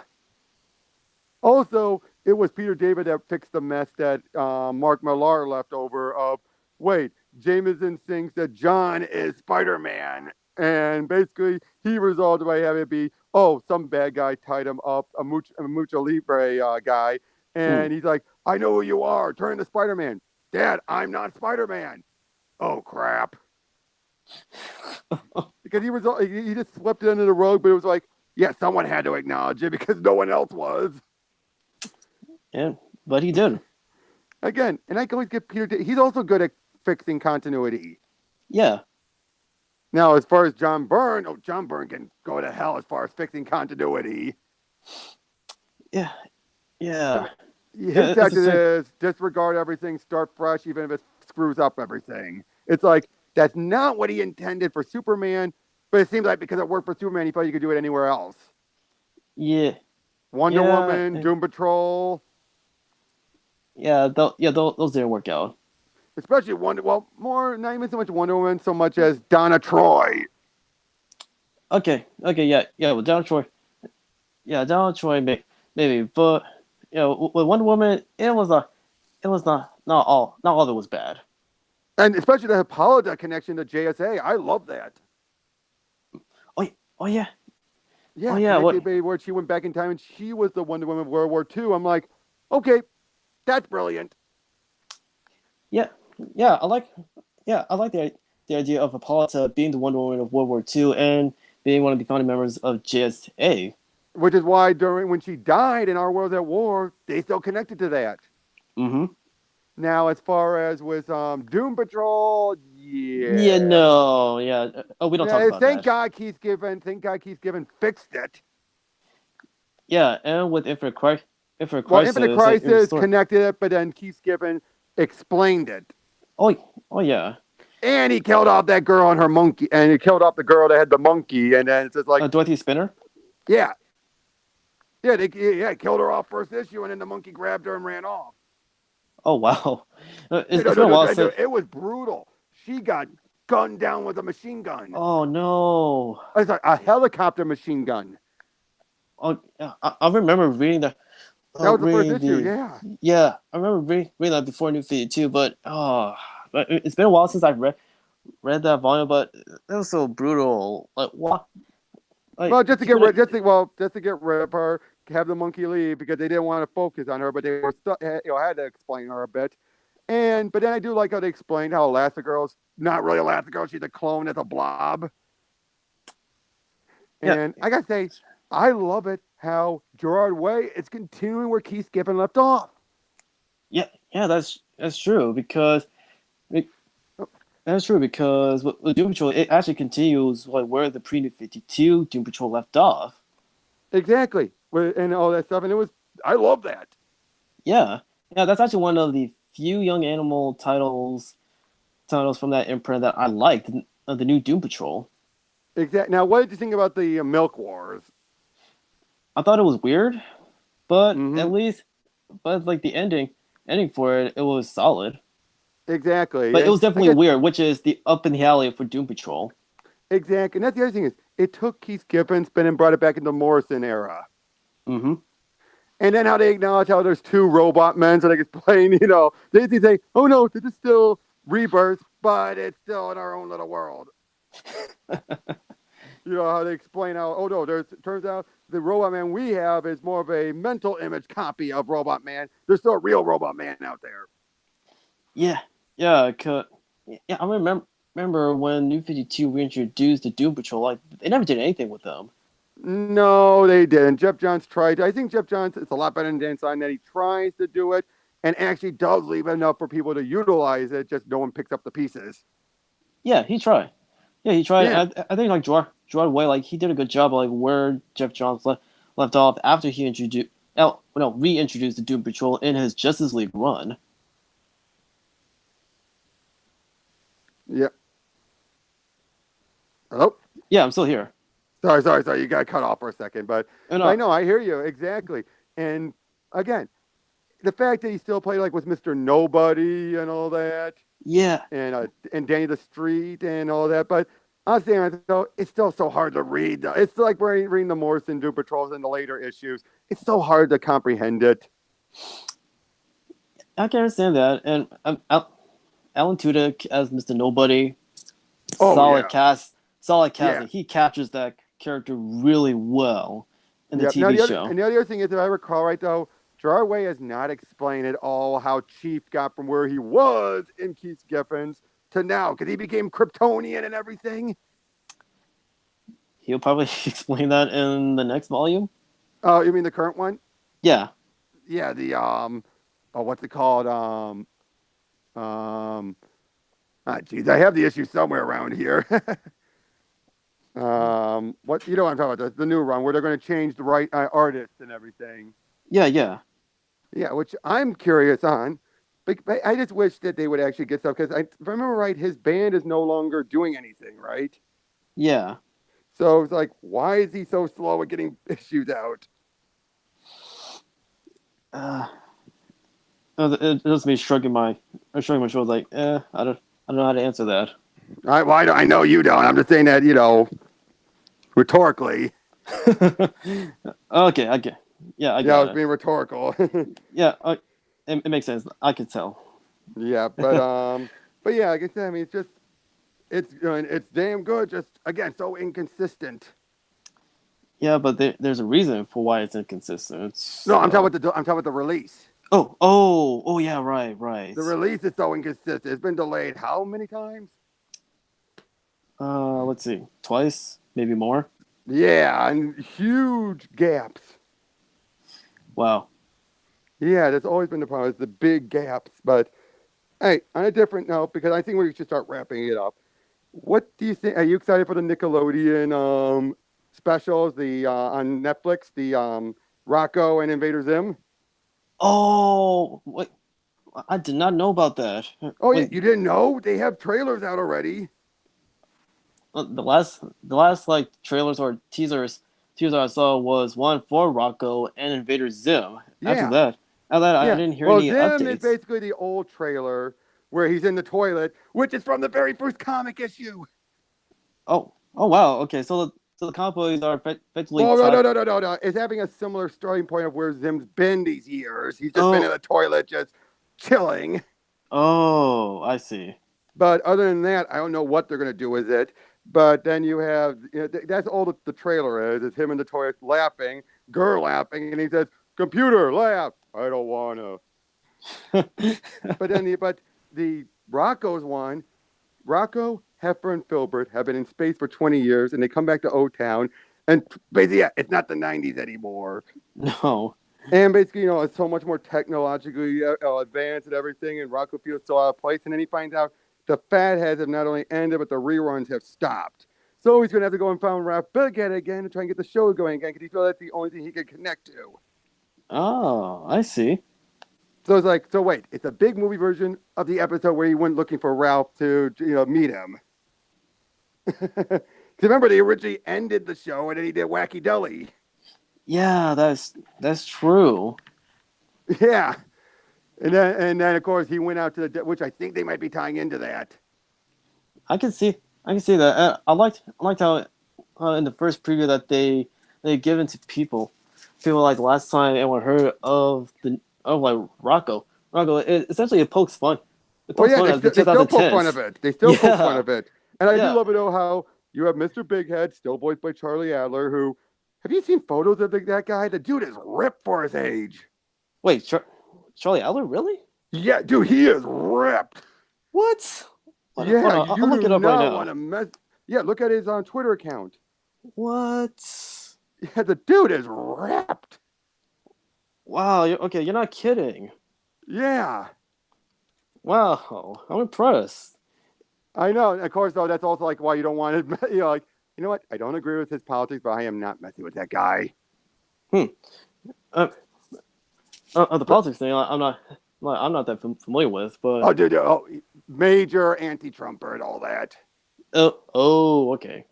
Well, dude, come on. How many and what voice actors aren't besides Jim Cummings, right? Okay, you're not wrong there. But again, Uh, but this is the case where you look at him, you're like, I don't want to mess with him. I'm not going to talk smack to the guy. He can rip my head off. Yeah, I mean, considering he's been in the voice acting business for years, and he played characters He like was one of the. both Sorry? male and female, by Yeah. all accounts. Which I did not know that he was the voice for Cow and Mrs. Big And Red Guy, and Red Guy. and Red Pretty much Guy, all because Cow I and recognize Chicken. his Cow and voice. Chicken was basically his show. Cow and Chicken was a showcase of Charlie. Essentially, it was. It was. But anyway, there's a line Mr. Big Ed tells the Rocco in the trailer. Go back to the 90s where you belong. It's like, you're the old man, dude. You're the old man. And you're... Oh, Ed, coming, dear. Again, but it just made that show push the limits more so than even Ren and Stimpy did. Oh yeah, most definitely. Yeah, like, and people we surprised at how much like everything like got past the censors. Yeah, I know, I know. You just look and it's just like my nipples of the future. But you're not wrong. Like it did like push the limits. Yeah, Like and then you besides like had, Ren and Stimpy, and funny enough, like with the show, it still holds up, even though like there it hasn't been like rerun for years. I will say this though: have you read the recent comic that's basically dealing with the a zombie apocalypse? I've heard about it, but I have not gotten the chance to read it. It's good. It's decent, but there's a few things I don't like. For one, it's clearly not in the same continuity as the show because one, Filbert and Hutchinson never get together, and Filbert starts being that whole. He basically starts to be an incel. What? Basically like, oh, meets up with her, like, can we go on a date? No, thank you. What do you mean? I'm a nice guy. It's just like, really? Wow, because that's But, out of but, but, character. but other than that, the main plot of it is you think it's a zombie apocalypse, but then you later find out, turns out all of these zombies and everything, they're not really zombies. They're being basically brainwashed by Conglomo's phone, their iPhone equivalent, and basically it's feeding them subliminal message about cannibalism and everything. What? And the head of Conglomo hired Hutchinson to come up with a treatment. She tries to come up with a cure. He smashes it and says, no, I didn't want you to come up with a cure. A cure could be done in one shot. I want a treatment that could be done over a lifetime. And I'm just like, that's Conglomo. Yeah, it's just like that. Oh, good Lord. That is so. It reminds me of that bit in Superman Doomsday where Lex has told one of his men, scientists has created a cure. He's like, he's created a cure for cancer. Have him redevelop it to make it to a crawl. Have it be a lifetime treatment because that'll mean more money. Yeah, that's Lex Luthor, all right. And again, that sounds like exactly what Conglomo did as well. They created the incident so they can come up with a treatment needed to fix it. So the comic series evoked the trope of villains with good publicity. Exactly. But the other funny thing is, kind of like in this trailer for the Rocco movie, is Mr. Bighead is using an iPhone, and then he's all like, when Rocco gets questioned about it, it's like, EIG points out like move, get with the times, old man. Mr. Bighead, I'm younger than you. Oh, I know what I said. I'm just like, again, I think they're taking that elements from what the movie's doing. Because this feels like Mr. Bighead. So he wants to feel, oh, I'm hip. Wait, so is the Rocco movie? Is it going to be like the Hey Arnold movie, where it's a series finale for the TV show? No, I think this is more supposed to be a celebration special. And but technically, Hey Arnold was meant to be both a series finale and a backdoor pilot. Just never got anywhere. Oh yeah, I was supposed to act as a backdoor pilot for a new Hey Arnold series. But I don't think it did that well. Oh, but I loved it, and seriously, it was so good. Yeah, that's what I've been hearing. And although I will say once, they make Phoebe like stupid smart, if you know what I mean, like that. She's able to figure out how to hack into sending out an SOS message through, even though they don't have a password for their Wi-Fi, by using a bunch of extra beepers that they gave that Olga had, because of course their dad said try and sell these over there. Try to use that to send it because it would be such a small enough data it can get through the Wi-Fi without needing a password, and she's able to figure all this stuff out. I'm like, okay, Phoebe was smart. She was never that smart. Yeah, that's definitely Phoebe, and but Phoebe. It's Phoebe to a degree, but not at the same time. It's just like she wasn't that genius level. Not like Jimmy Neutron genius. Yeah, but that's what she was there. She was Jimmy Neutron genius. Yeah, I remember when I first heard news of the Hey Arnold movie. I was wondering if it is gonna like reference like any of the events that happened from the first movie, if you know what I mean. Yeah, I know, and not really, because remember that movie was meant to be a TV special, and the Jungle movie is supposed to be the theatrical one. That's true. but then that got screwed up, and because that first movie did so poorly. Yeah, I could see like the Halo movie could have worked more as a TV special than a theatrical cut.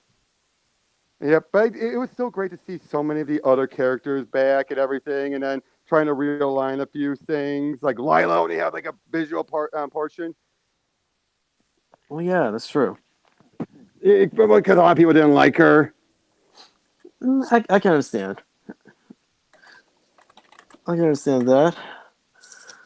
Yeah, but like, yeah. I said like I've heard a lot of good things about the Halo movie. Like I still need to watch it, but yeah, but the positive buzz around it, I can tell like everybody liked it. Those who grew up with it and those like who haven't, but they can still enjoy it. Exactly.